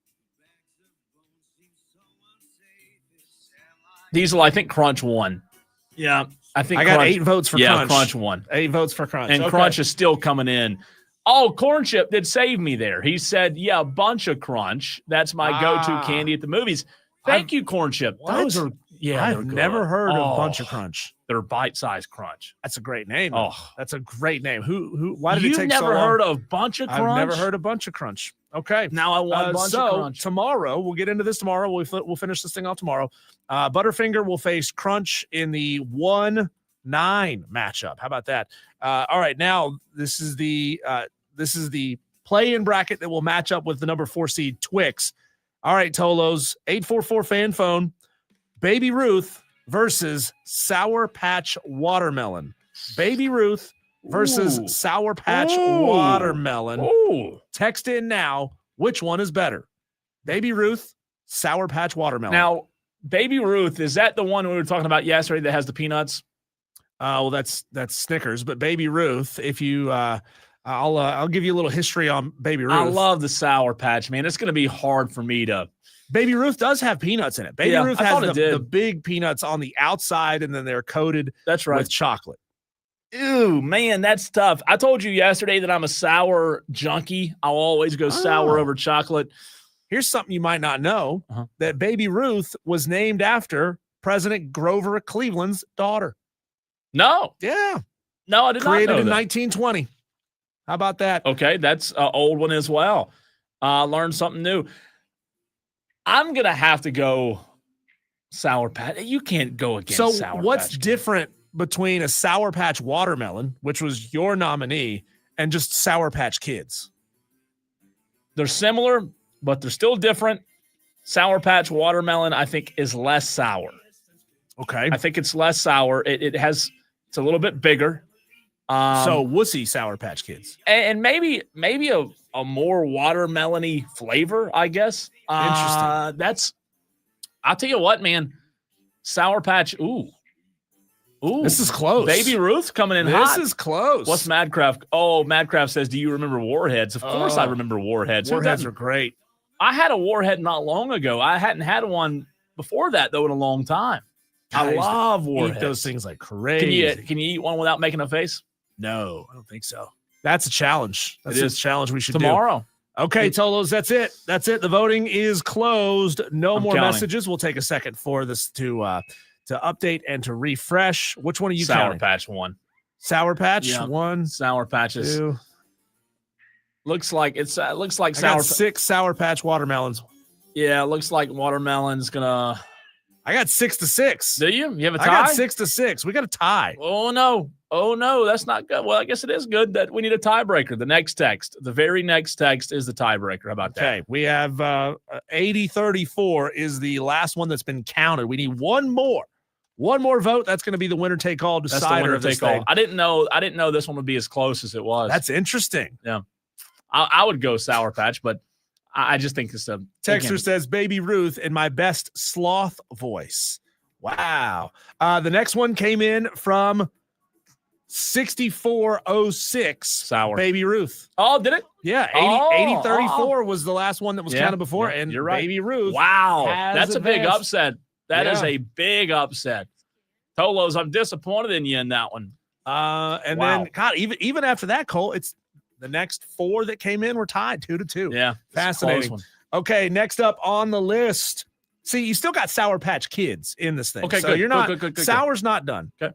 So Sour Patch Kids get the number 2 seed, and for the honor to take that on, it will be a fight between Toblerone and Dots. What in the world kind of round is this? Toblerone is not a Halloween candy. What are we doing? Toblerone here? is good. I feel like I'm watching it's good chocolate. The Duke's Mayo But- Bowl or something. Two teams that couldn't make the big time bowls. This is bad. This is a bad round. Dots candy. I'm Dots trying to is remember, like, what nasty. is a Dots candy? Come in a little even small look- box, Oh, almost the like nerds. multicolor. Yeah, and by the multicolor. way, how nerds didn't make this challenge is a This travesty. looks like Dots look like a pencil eraser, You do. like a big They do. pencil eraser versus Toblerone. So Texters 844 fan phone, you know what to do. We'll put about 60 seconds on the clock and vote. I cannot believe. So I think if you like Dots, I would put Dots in the candy corn family because it's like wax. If you like Dots, there's a good chance that you have a body hidden in your house somewhere right now. I don't like Dots. I don't like candy corn. I don't like those.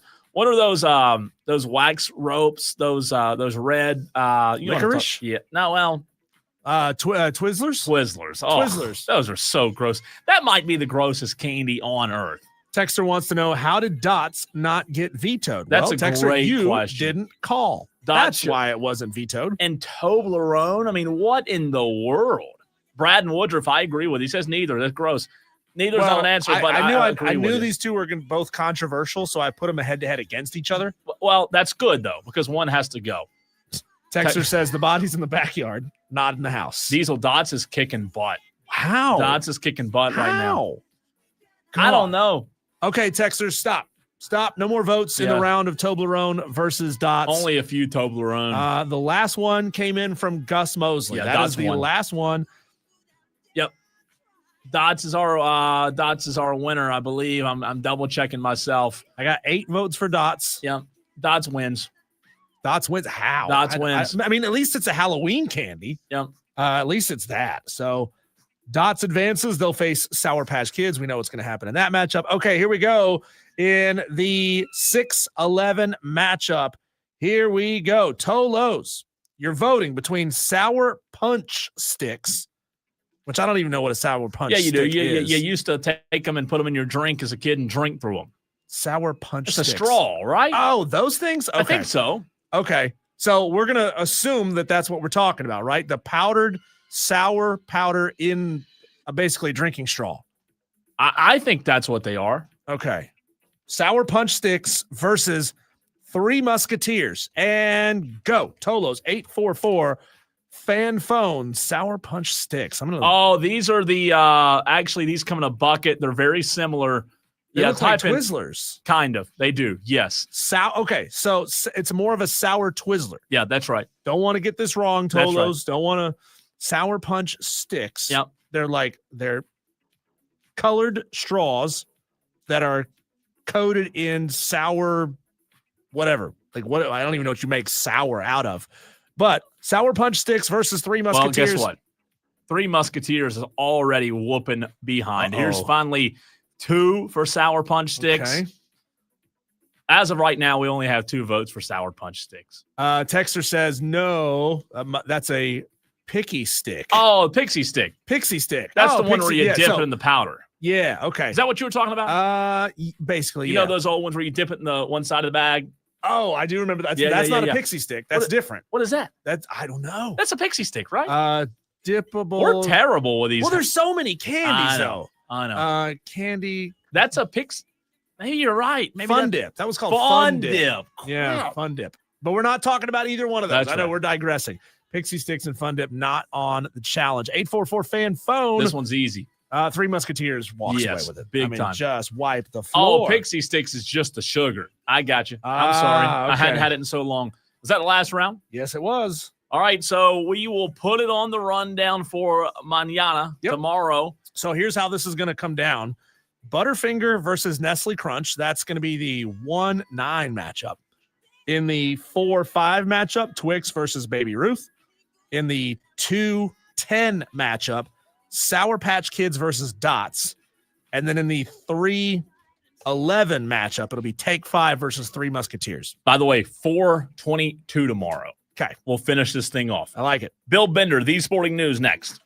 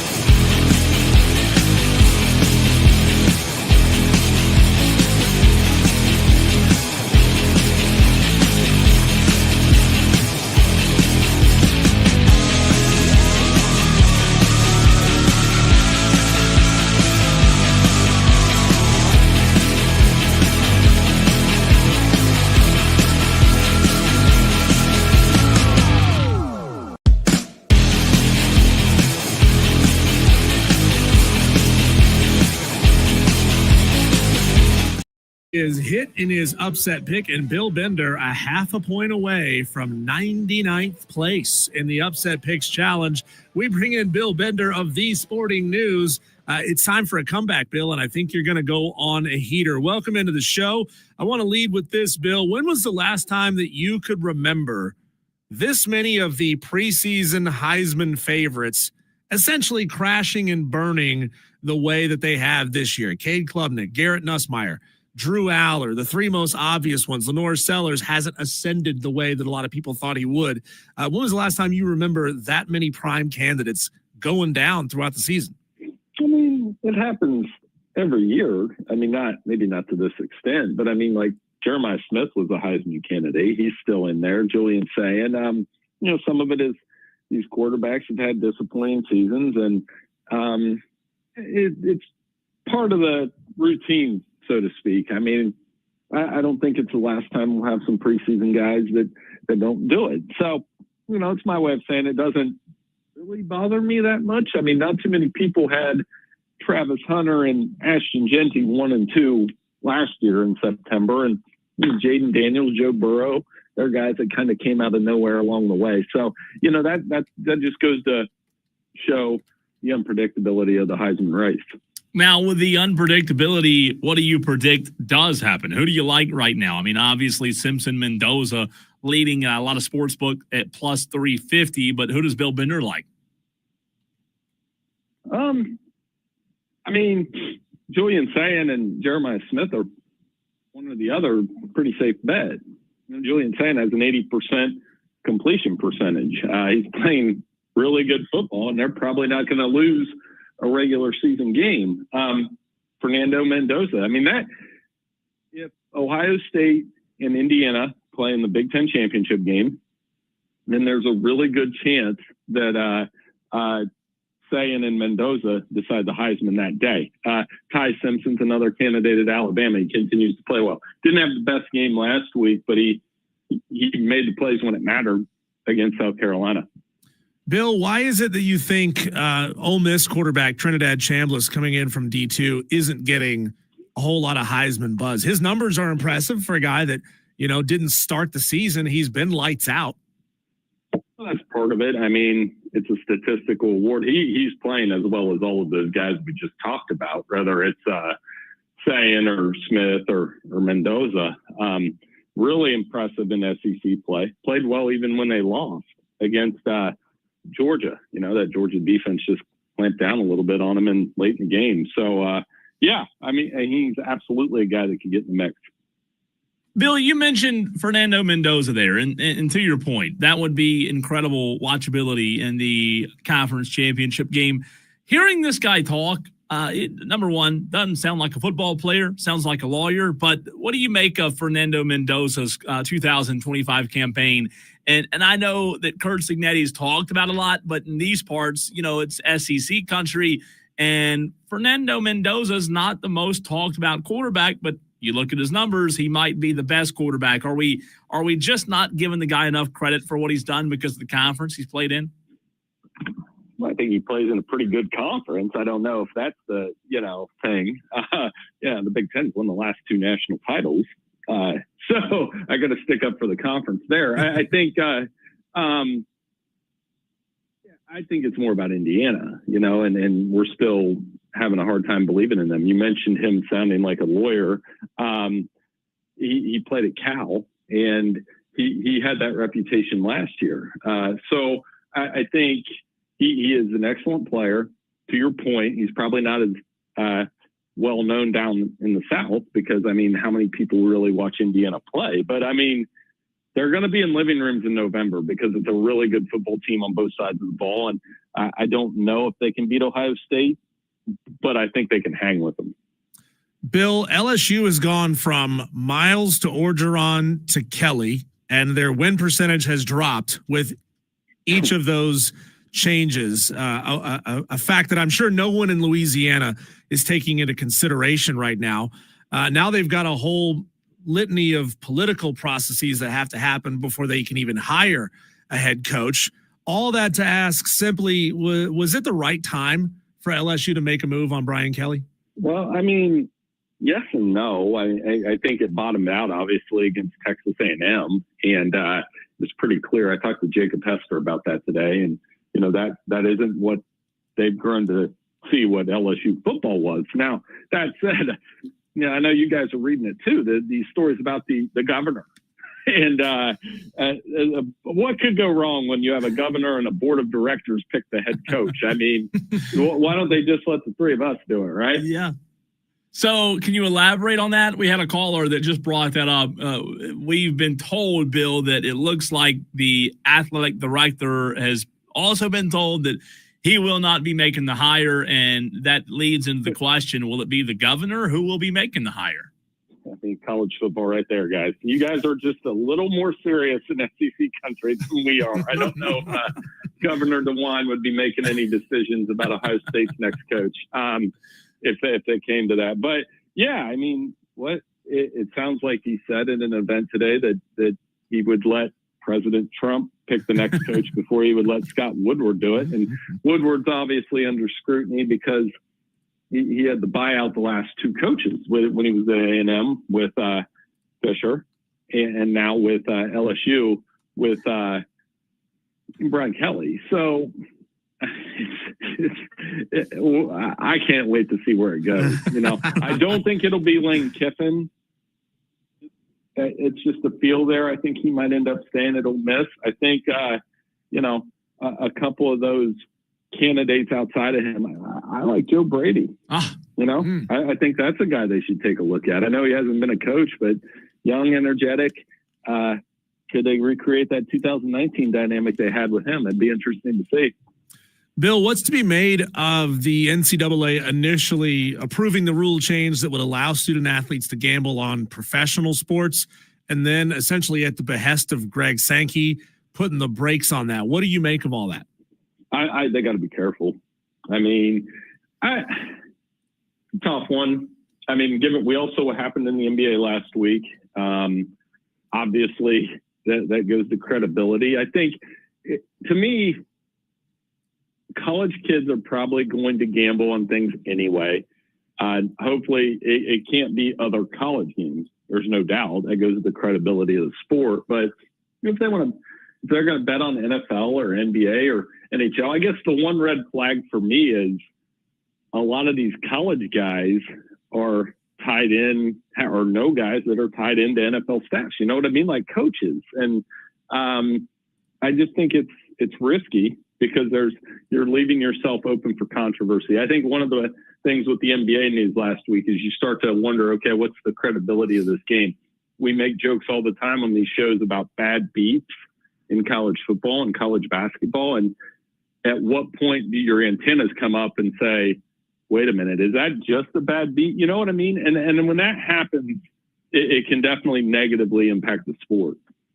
Bill, Diesel asked this question earlier in the show, and I'll ask it of you. When it comes to a number, what number would have to be offered in the mind of Bill Bender in order for Nick and Terry to come out of retirement and go to Baton Rouge? What would the number have to be? I don't think the number matters. Wow. It really doesn't, because I just think, does he want to do it or not? You could throw a $15 million a year, whatever, and it really does come down to, does he want the stress of coaching college football in this era where a lot of the assumption is he retired to get out of it. Yeah. Why would he go back into it just to do a farewell couple years for LSU? And on top of that, I think he does a fantastic job in the studio. And I could give you the same speech about Urban Meyer at Florida. If you were going to go for one of those two guys, Urban's a little younger and every bit the college football coach that Nick Saban was in college. So would you want to do that? But it really comes down to what those two guys always say. Do they really want to do it? And both of them are not only really good, but very comfortable in that studio. Bill, I want to go back to the last question I asked you, and this may sound a little bit hyperbolic, but given the scandal we just saw in the NBA and the increasing number of scandals that we're seeing among basketball teams, Eastern Michigan just had theirs as well. There were some developments in that case just a few days ago. How bad would it have to be for major sports leagues in America to say enough is enough? We're not doing this anymore. I mean, would it have to be murders that would make the NBA say, guys, we can't be involved with this anymore? Well, I'm not laughing because it's a very serious thing, but I don't know what that threshold is. I mean, we've had players be convicted of murder in college basketball, college football, maybe not college football, but you get what I'm saying. We've had those. Gambling wise, I think it's just becoming a little dicey. When you see the memes of they're talking about the NBA cases with gambling ads on the ESPN screen. There's a lot of money to be made.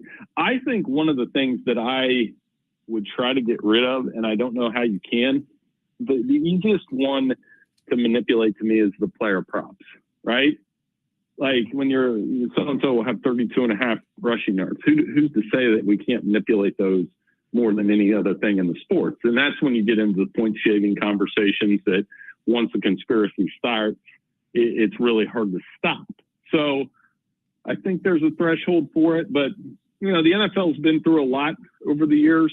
NBA and MLB, I just watched the Expos things on Netflix.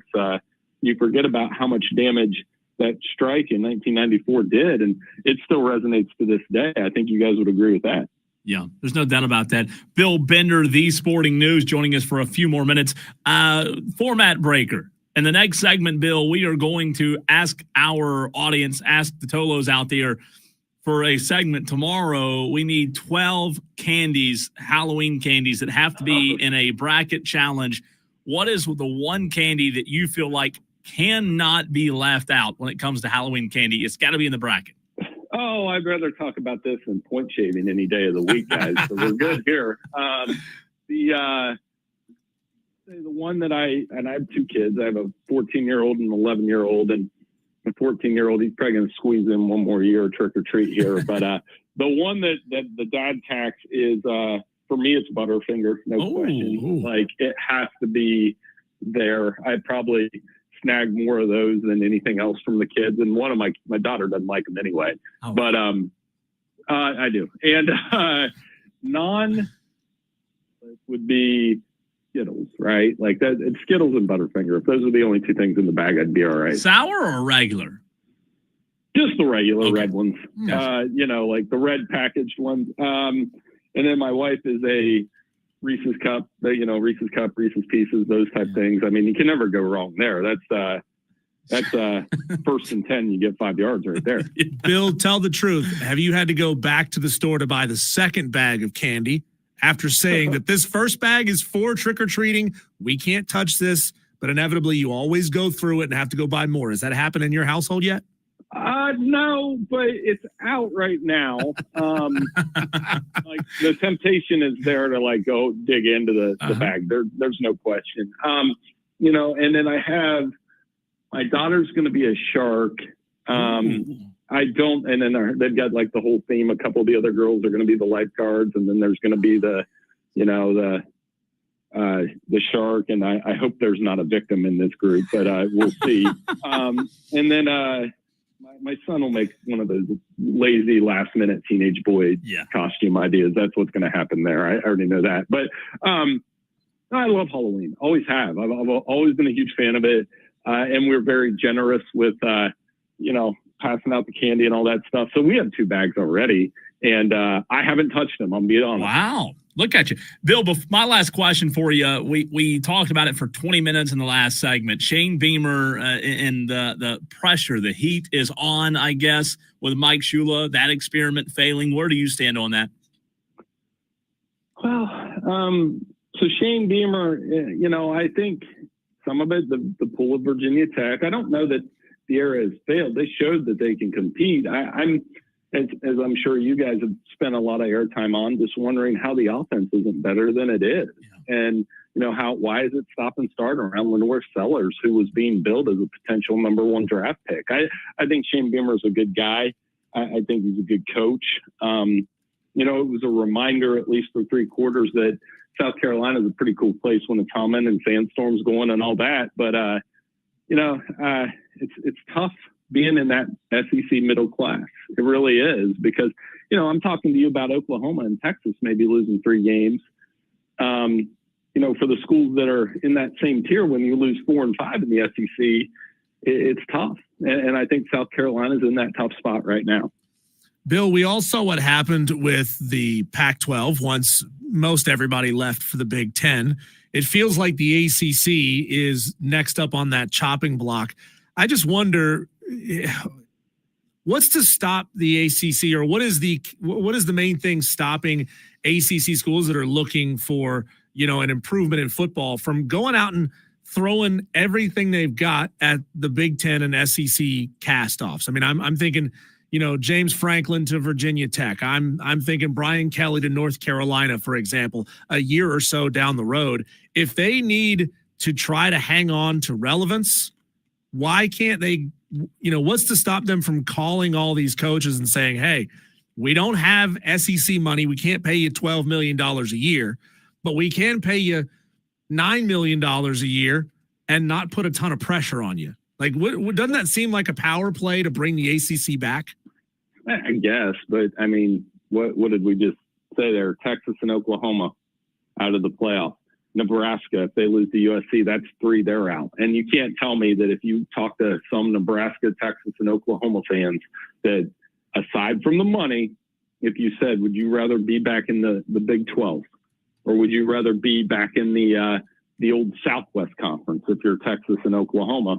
I think a lot of people would say yes, because it's still a regional sport at heart. I mean, you guys, how excited do you get for the Cal Clemson game when that happens? Right. For the Stanford, come on. Like, it's supposed to be a regional sport. We're supposed to sit here, like I did a couple minutes ago, and defend the conference of the region you live in. And I think that's lost. So, you know, that would be my thing, is I still think the ACC is a very good regional conference for the most part. If Miami and Florida State are good and you're getting multiple playoff berths, there's no reason not to move on. So, you know, that's my spiel. I think the ACC is better than people think, and I enjoy watching those games. But I understand the need to try to keep up with the heavyweights in the SEC and the Big Ten.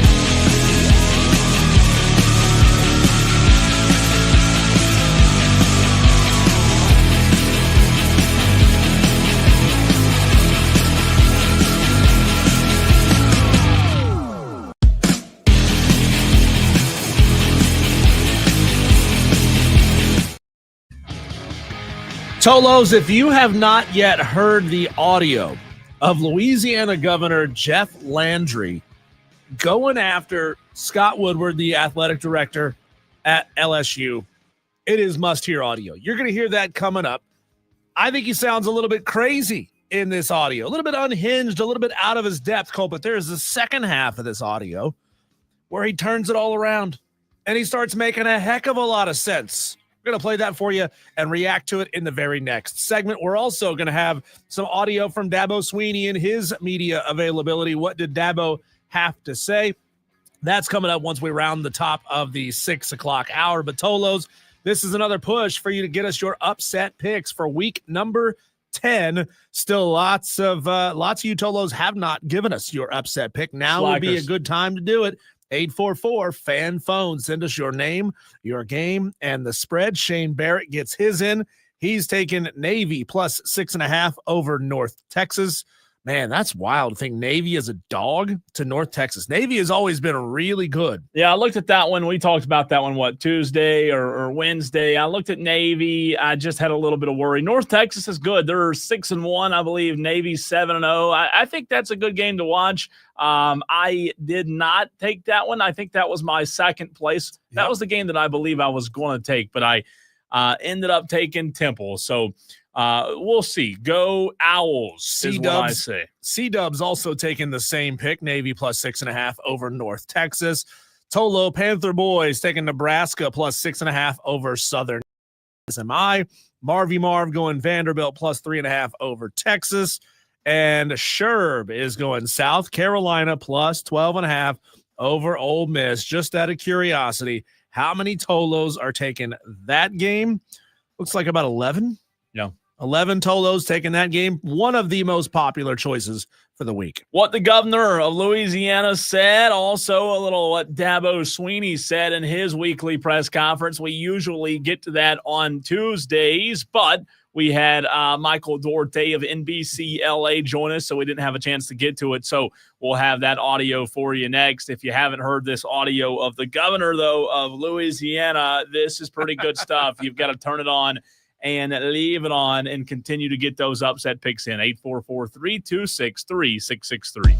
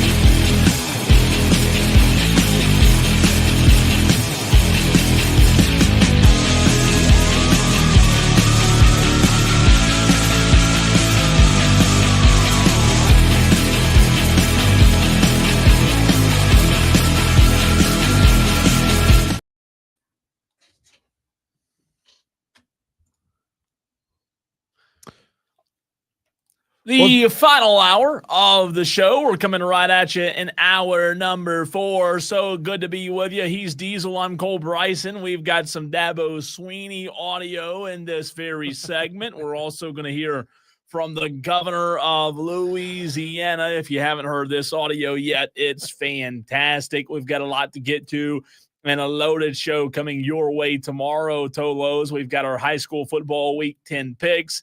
David Shoemate, play-by-play voice of the Duke Blue Devils, going behind enemy lines at 3:22. Smitty tomorrow at 4 o'clock. Diesel, we finish off our candy bracket challenge at 4:22. So Smitty will have to be short-winded tomorrow, right? Right? In every perfect world. Weekend menu, maybe we could do it there instead. Clay Hendrix, big show. The rest of the show today and tomorrow. We still have Clay Hendrix coming up tonight, by the way, at 6:22. So here in about 20 minutes, we'll talk to Clay Hendrix, but a lot to get to. Let's start with this governor audio. Diesel, this is fantastic stuff. This broke yesterday, and if you haven't heard this yet, man, look, being an LSU fan is fun, I'm sure, but the politics involved with the next coaching hire is not fun. Yeah, and I promise you that this is not a voiceover done by somebody who normally records for cartoon work. This is what the governor of Louisiana actually sounds like. His name is Jeff Landry. We're going to break this apart into 2 pieces. Part 1 is him talking about who will and will not get to hire the next head coach. And then part 2, he goes after some rich and powerful people in college football. So here we go. Jeff Landry, governor of Louisiana. The first question is absolutely correct. We are not going down a failed path. And I wanted to tell you something. This is a pattern. The guy that's here now that wrote that contract cost Texas A&M $70-something million. Right now, we got a $53 million liability. We are not doing that again. And you know what? I believe that we're going to find a great coach. I mean, maybe we'll let President Trump pick it. He loves winners. You know, I'm not going to be picking the next coach. But I can promise you, we're going to pick a coach, and we're going to make sure that that coach is successful. And we're going to make sure that he's compensated properly. And we're going to put metrics on it. Because I'm tired of rewarding failure in this country. And then leaving the taxpayers on the foot, to foot the bill. I can tell you right now, Scott Woodward is not selecting the next coach. And I'll let Donald Trump select it before I let him do it.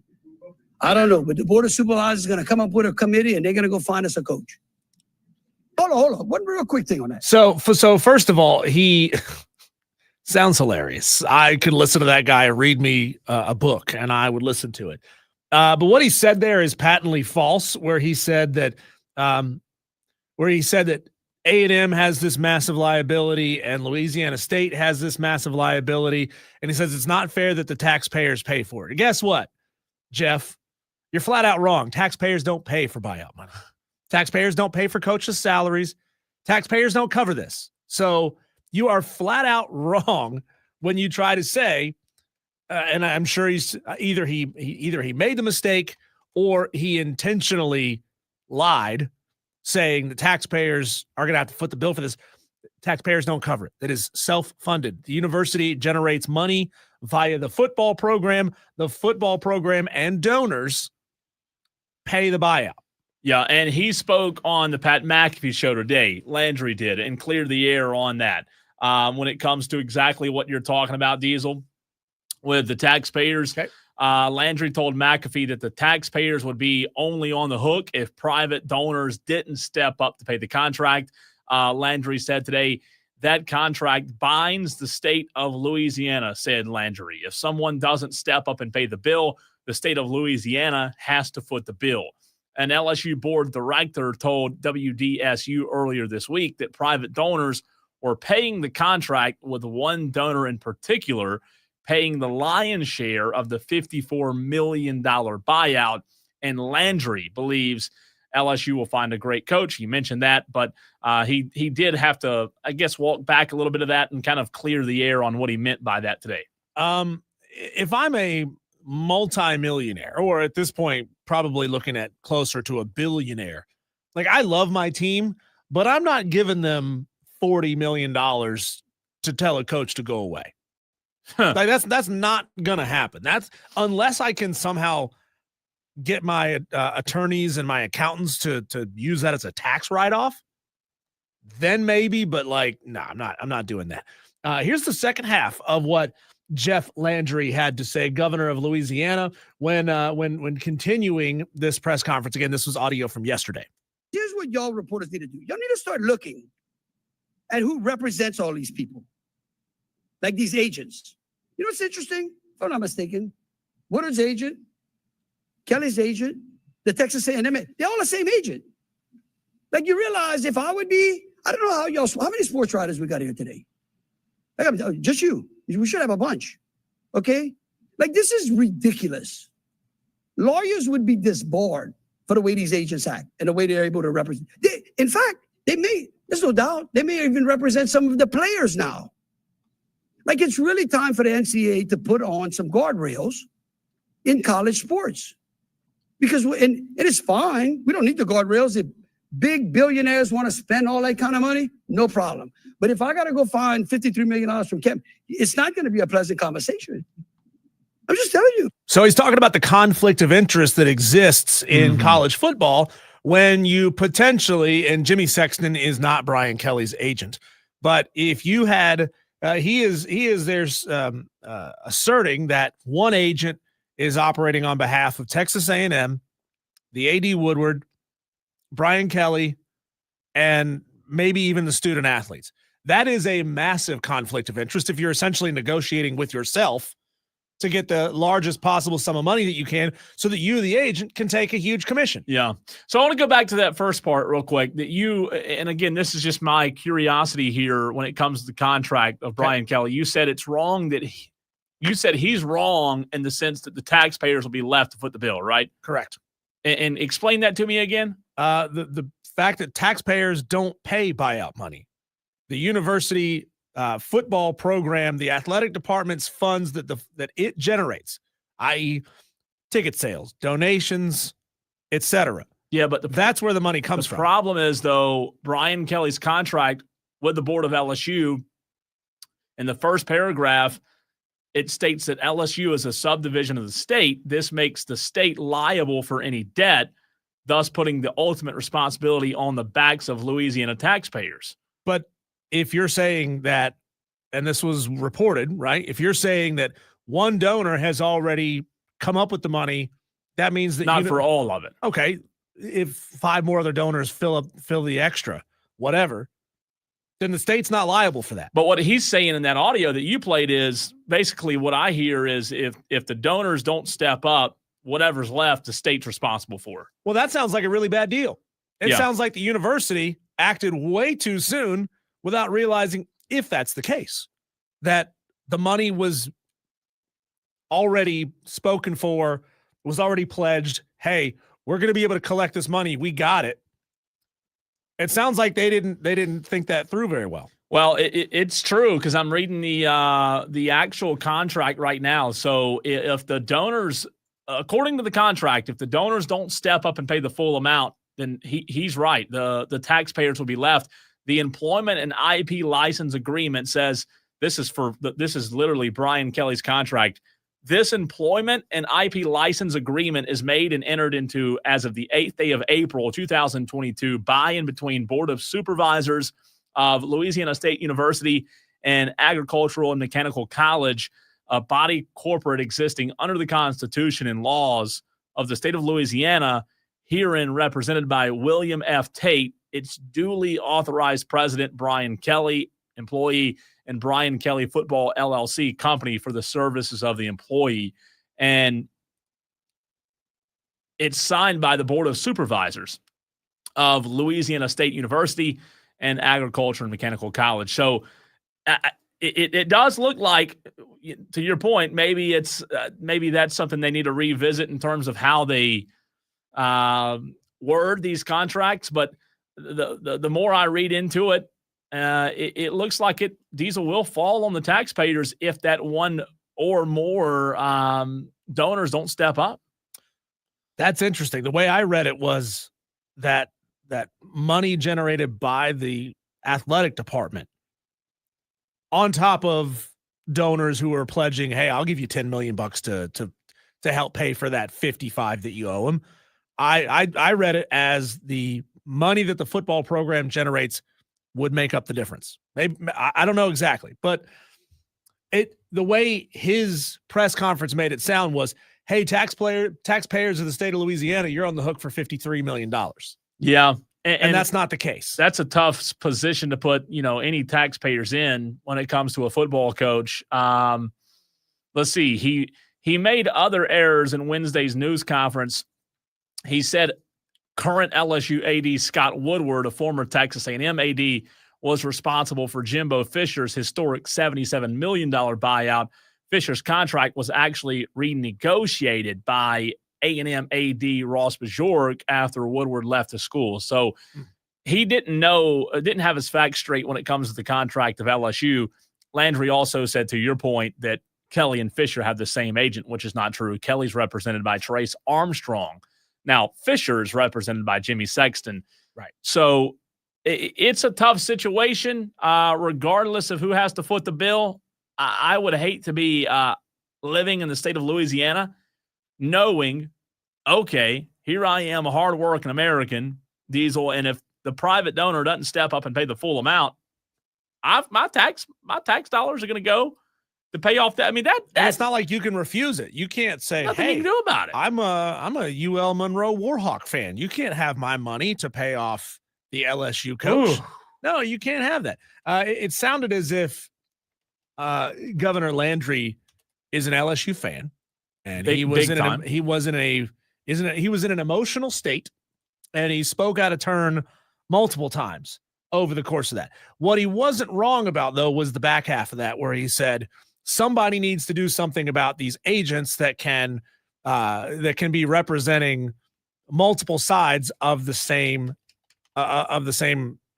negotiation. I don't know if that happens, that like Jimmy Sexton is both the coach's agent and he's also the athletic director's agent. I don't know if that ever happens.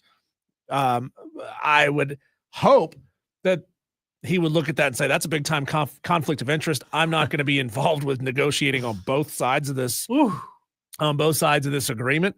But he said, hey, the NCAA really needs to step up and put up some guardrails on this. They can't. Every time they try, it gets sued. Yeah. So that's where it all kind of falls back. And unfortunately, this is where it's going to have to go. It's going to have to fall back on Congress to put some antitrust exemption on the NCAA. And it just goes to the question that we've had. And I've got some audio from today when he was on the Pat McAfee show, but you brought it up a couple of weeks ago. It's Congress. It looks like it's the only one left that actually can step in. I have heard that in Louisiana, the relationship between LSU and the state is far more complicated than it is in other states. Clemson being a state school, South Carolina being a state school. I doubt it's the same. I don't think it operates the same in South Carolina, but I know that the university is very intertwined with state government. Here was Landry today on the McAfee show. For the love of the game. And then the second group is the fans. Because the thing that really started this off was Saturday night after the Texas A&M loss. I'm laying in bed and I'm like, this is a mess. Telling my wife, because the worst time for the Louisiana governor is when the LSU football team is losing. Okay, it's a bad day for me or whoever the governor is. And she says, think about that for a second. He just said the worst time for the governor of LSU is when LSU's losing. It's not when like a hurricane blows through. It's when LSU's. That just goes to show how much it means to LSU fans. do you know the Board of Supervisors raised the ticket prices on Friday? I was like, what? Yeah, for next year. I'm like, no, we're not doing that. Because what fills Tiger Stadiums are not billionaires. What fills Tiger Stadiums are nurses, plant workers, welders, fitters, truck drivers. Those are the people that go to Tiger Stadium to be entertained, to watch a great game of football. And we should not be piling all of these millions upon tens of millions of dollars of contracts on the backs of them. Okay, so Governor, thank you for saying that. I'm with him on that. If the governor wants to say, hey, $75 for a ticket, too much, drop it to $50. That's what's going to have to be. He said he didn't hear about it think till you're Saturday that they were raising it for next year. Let's see what McAfee says. Fans will be appreciative of that. College football fans will be appreciative of that. And thank you for your time. Let's kind of get into this a little bit more with everything you just said, and then you said at your press conference. So the governor runs the state schools. Is that accurate? So ultimately, you are boss at LSU. Is that a fair assessment? Because I don't know. This is a legitimate question whenever I say this. Yeah, so we've got a number of four-year universities in the state of Louisiana, and each LSU has their own board. It's called the Board of Supervisors. It's appointed by the governor under staggered terms. So really, I'm the one that appoints them. They then appoint the president and the AD, and the decisions that are made at the university are really made by the board, but there are appointees that represent me. That's pretty much the same way I think it happens around the state, around the country. I know that's how it happens in Texas as well. The governor's in charge of appointing the board of regents of, say, A&M and UT. Okay, so you have the board of supervisors there at LSU. You said in your press conference that they will either find a committee to find the coach or they will select the coach. In that entire process, are you in there at all? Because I think people are saying, because you said in there, I'm not picking a coach. You said, I'm not picking a coach, but other people will pick the coach. I'm not. Now, do you feel, though, that immediately upon you speaking about it, everybody thinks to themselves, Governor Landry wants to pick the coach? That is kind of what people get worried about. That is not what you were saying at all, right? No. Listen, emphatically, I am not picking the coach. That is not my job. The only reason I'm really involved, Pat, is because this contract that currently is between the state of Louisiana, the Louisiana State University system, and Brian Kelly leaves the taxpayers of the state on the bill. There's misinformation out there. People are saying, oh, no, the taxpayers aren't liable. They're not reading the contract. On Sunday, I had a meeting with the lawyers as they were talking about whether or not Brian Kelly was terminated, whether we were going to fire him. And all I cared about were the taxpayers of our state. And that contract binds the state of Louisiana. If we have to pay $53 million and somebody else doesn't step up to foot that bill, the state of Louisiana has to foot that bill. That is in the contract. Okay, so on that note, as you know now, I assume you were told this, Texas A&M's coach, Jimbo, has an agent, and Brian Kelly has an agent. Now, I think Brian Kelly's agent potentially also works with Scott Woodward. Let's talk about that, the athletic director, because you would assume at most places, the athletic director would be the one that's picking the coach. You emphatically hang on a second here. Pat, come on, man. You got to quit code switching, okay? You got back and forth. You got to stop. I mean, he is that close to saying family. He is. Come on, Pat.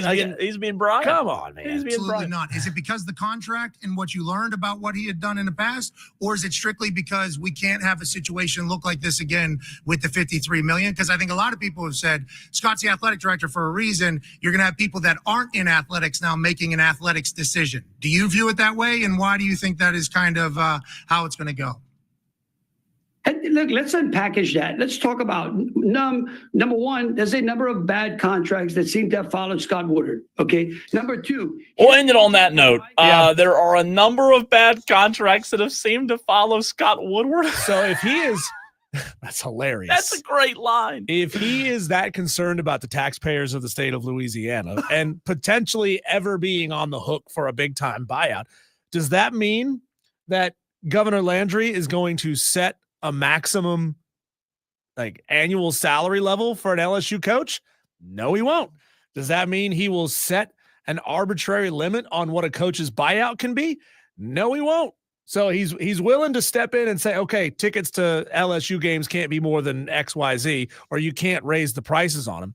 But is he going to step up and set a real limit for how big these payouts could be, so this never happens again? They never get themselves into this position again. The buyouts are the problem in this sport right now. Well, the buyouts are one of the problems. One of myriad problems. But these buyouts, and we've talked about it, they're ridiculous. Something's got to be done about the buyouts. There's no question. When we come back, let's hear from the head man of the Furman Paladins, Clay Hendrix, whose team's coming off a win on Saturday. Bounce back in a big way. We'll talk to Coach Hendrix next.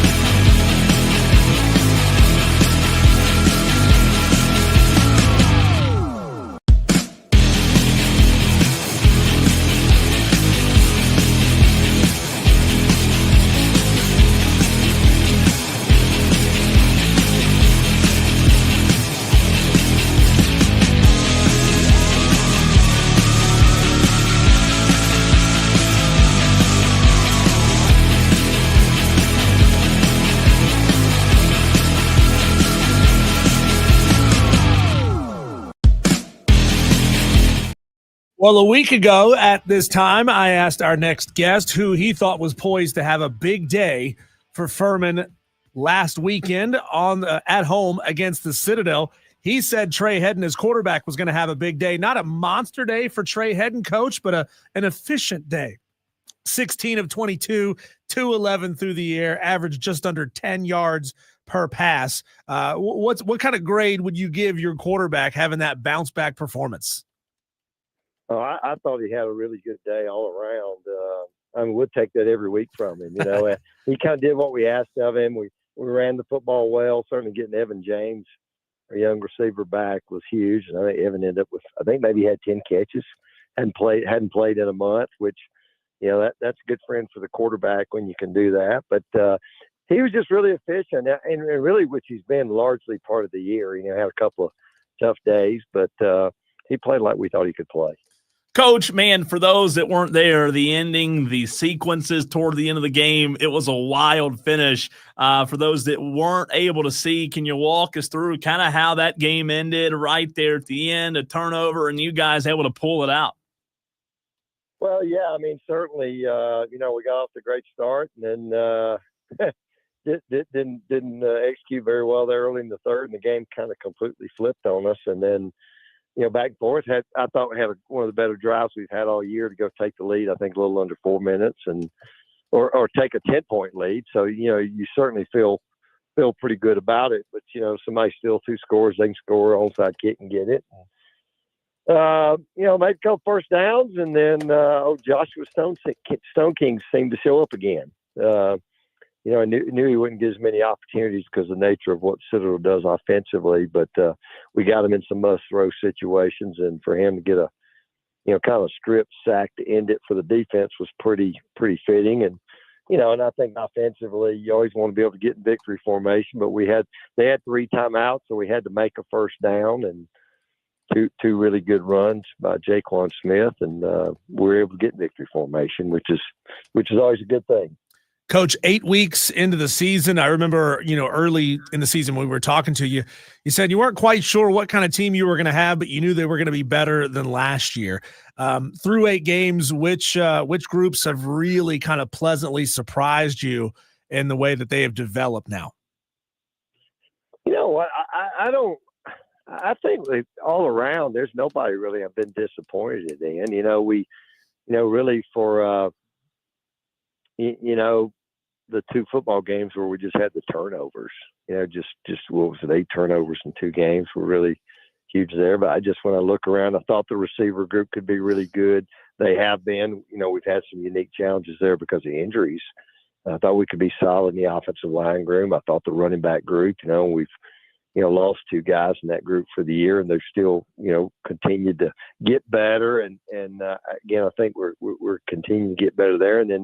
And then defensively, there's times we played really well in the back half, and, you know, lost one of our best players after game 2, you know, to injury, and had a guy like Luke McLaughlin step in there. And then, you know, I think our defensive line has played really well. I think just really solid, you know, Citadel team that had rushed for, I think they'd rushed for almost 1,000 yards in the last 3 games, and we held them. I think they only had a little over 100 yards before the last drive, and got a couple of you know, scramble plays. So I really not disappointed with anybody. You know, I just think there's some days we didn't play as well as we could, but I think our best football is still ahead of us, and really we need to play it on Saturday, and I don't think there's any reason why we shouldn't be able to.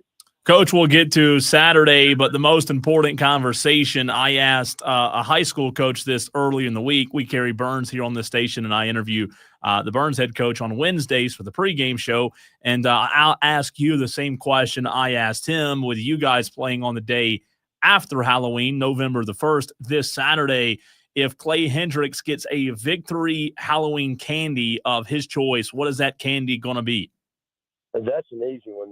It's peanut M&Ms. Ooh, nice. So, nice pick, yeah. Coach. I like that. I mean, are you opposed to regular M&Ms, or you just like the peanut way better? No, I'm not opposed, but okay. but I do prefer the peanut M&M more so. Good to know. That's fair, Coach. I want to ask you sort of a big picture question, not specifically about you and about Furman, but just big picture. You know, what criticism that fans usually direct towards coaches do you think is maybe kind of the lowest hanging fruit, the most misguided, or the most unfair from fans who maybe don't necessarily have a strong grip on the game and what coaches actually do? Wow, that's big question. That could go in all kinds of directions. Yeah, I don't know. You know, it's just, you know, we do this for a living, you know, and if you truly understand how much time goes into preparation, you know, to play a football game. And, you know, you've always heard the old saying, man, it is hard to win a football game. And that is so true. There's just so much that goes into it, preparation. And, you know, in our sport, we play once a week. We only get to play, you know, kind of 12 games is what you think about for an entire year. You know, we're not a basketball. I don't know what basketball probably plays now, 35 games. So much. Those games are so meaningful, you know, when it doesn't go well, we'll play again in 2 days. Well, it doesn't work that way. And I just think maybe not understand the amount of prep that goes into it. And next thing you know, you lose a player, you know, the second play of the game, or they come out and completely change everything they've done, you know, up into that time. So the adjustments and all that have to be made. And, you know, I think that, and I think people that think you don't play the best, who you think are the best people. You know, I tell our players this every year. I said, look, you know, we don't talk much. You know, I've never coached with a guy. I've been doing this 40 years. I've never coached with a guy who didn't play who he thought was the best player. I said, that doesn't mean he was right. But he does that. You know, it's not rec league where some guy that's coaching team's going to play his kid.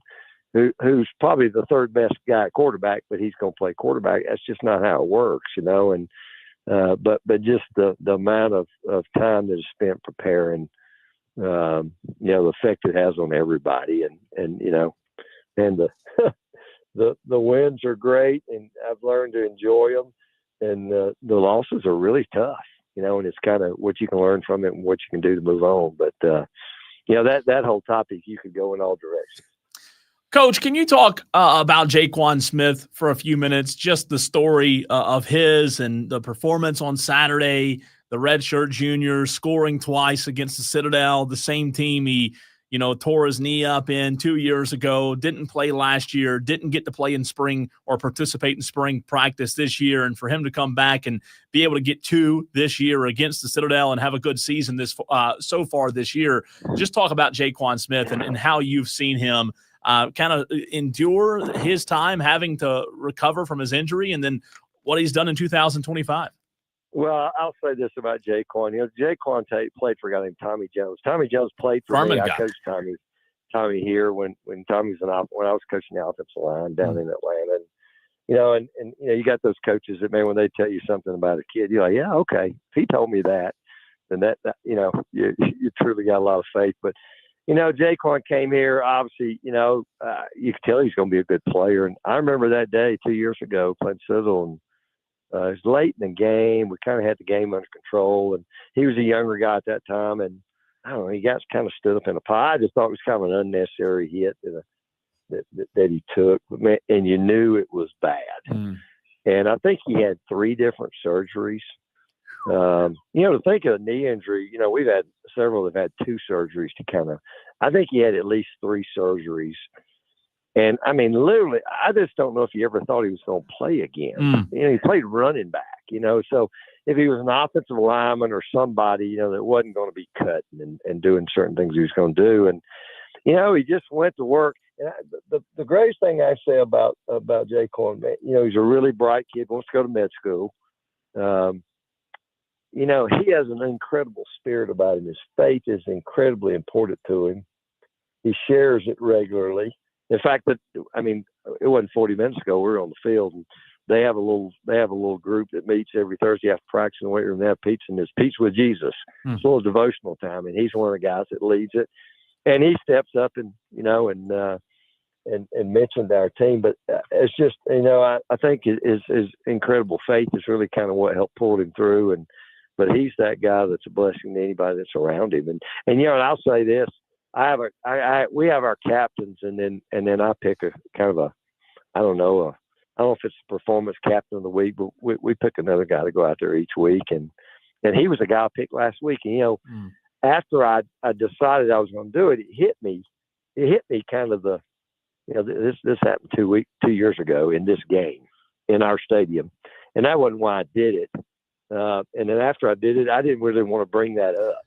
That had not come up, and I didn't really want to be the one to bring it up. And then, but for the way it all kind of played out, we were down a running back, we lose another guy. And, every time we've asked him to go in there, he's been really productive. I think he continues to get better. And, and again, for him to have the run down there to give us the lead, and then he made the 2 runs to finish off the game there and get in victory formation. So, man, he's got an incredible future ahead of him. He's the guy that, man, if your kids all grew up to be like him, we'd all have a better world to live in. Talking to Clay Hendrix, head football coach of the Furman Paladins, 3-1 at home on the season, and you see that attendance number growing every single home game. No game's bigger than what you got coming up this week, Coach, against Mercer, a really good football team. They're sitting at 6-1 right now, 5-0 in the Southern Conference. As you're starting to do your scouting, what team that you've already played this year kind of reminds you of what Mercer does the most? I don't know. Probably, their attack offensively in some ways is similar to Western Carolina. Just kind of the way they attack you. Now, the quarterback is, a young guy that's been really productive. He's different because he's not a dual threat guy. The Western kid is truly a dual threat guy. Similar to East Tennessee. I just say this: I think they're certainly the most complete team we've played. When you talk about OD special teams. They started slow, had a bye week, made a change at quarterback, and since that time have done nothing but get better. They won I think they won a 1-point game at Wofford after trailing most of the game. They go up the next week at East Tennessee, and I think they were down 10 in the fourth quarter and rallied. And then since that time, they kind of boat raced about 3 teams, and they're that team that sometimes you feel like it's what you want your team to do. You're supposed to beat somebody bad, they go beat them bad. Now I'd like to think we're one of the most complete teams they will have played. So, but they're really well coached. Good number of transfer kids, and again, they're playing well at all levels, and we need to be at our best. Coach, when you look at Braden Atkinson leading that team, you talked about their recent success, 6-game winning streak, a SoCon record, and I don't even want to say this because it's just unbelievable, 829-yard game against the VMI. Braden, 533 and 5 touchdowns as a head coach. That's got to worry you a little bit, right? Well, yeah, I think this. I think every game's a little unique. The first play of the game, I think they threw a 75. They're going to throw a deep ball. VMI forgot to cover the guy, and so, yeah, he did a really good job of throwing it down to that guy that nobody was within 20 yards of. And he had about 4 of those, Okay. But you got to make those plays. You still got to make them. But each game's in itself. The thing I watch about him, not necessarily in that game, because I don't think in that game it really mattered. But in some other games, that do matter, he's really productive. He's a young guy, but man, he's accurate. You can tell he's pretty decisive in what he does. He knows his role in what they do because, again, they've got good receivers. They do a good job in the run game. I think that's more impressive to me than what he even did last week. Certainly the numbers kind of speak for themselves. But, it's really kind of, who are you against the better teams? And he's been good against the better teams, so, and he gets the ball out of his hand. I think that's one of the things that helps them is, they're going to max protect, throw the ball down the field, and, they're going to try to take the easy access throws, and he knows where to go with it. And he hadn't been hit a lot. Yeah, I think I saw where he was interviewed after that game last week, and I don't think he said he ever got touched. Wow. Maybe I believe it. Watching it, but but like I said, I don't worry so much about. You try to stay away from games. It's like I told our team today. Nothing either one of us did before this week's practice matters. You hope you learn from it. You hope you have some confidence from it. But it's not going to mean anything on Saturday. When it's us and them and two different teams and how we match up. And I think we match up really well. So it'd be one of those fun kind of games to play. And I told them, we've been here. Well, this is our ninth season as a staff back here, and 8 of those 9 we played in the fall. One year we didn't play in the fall, but 6 of the 8 times we've been playing in meaningful games in a conference championship in November, and we're in. This is one of those years, so we need to go make the most of our opportunity. Well, Coach, you said it, big opportunity on Saturday, and I was saying before, the crowd sizes have just gotten bigger and bigger, north of 10,000 a couple times there for home games at Furman, hoping for a big crowd for you on Saturday and bringing home a win. Thanks, Coach. Well, I appreciate that. I hope we get that too. That's been great. I mean, that's a couple of better crowds we've had in a while, and absolutely no reason. This game's a whole lot bigger than the last 2 we've had. So hopefully we'll have a great crowd.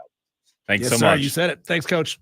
Tell you what, that's insane, though. You go back and look in the history of the SoCon to tell me that is the record of what they did, talking about Mercer against the Keydets, 829 yards. That's massive. And that also says VMI plays terrible defense. And he said it, 4 of the guys were wide open. Yeah. So you talk about, add 200 up or 300 yards in a couple of plays, right? That's it. Wow. It's a big one Saturday for Furman. There's no doubt. Continue, Tolos, to get your upset picks in. We'll round up the show and round up your upset picks in the final segment next.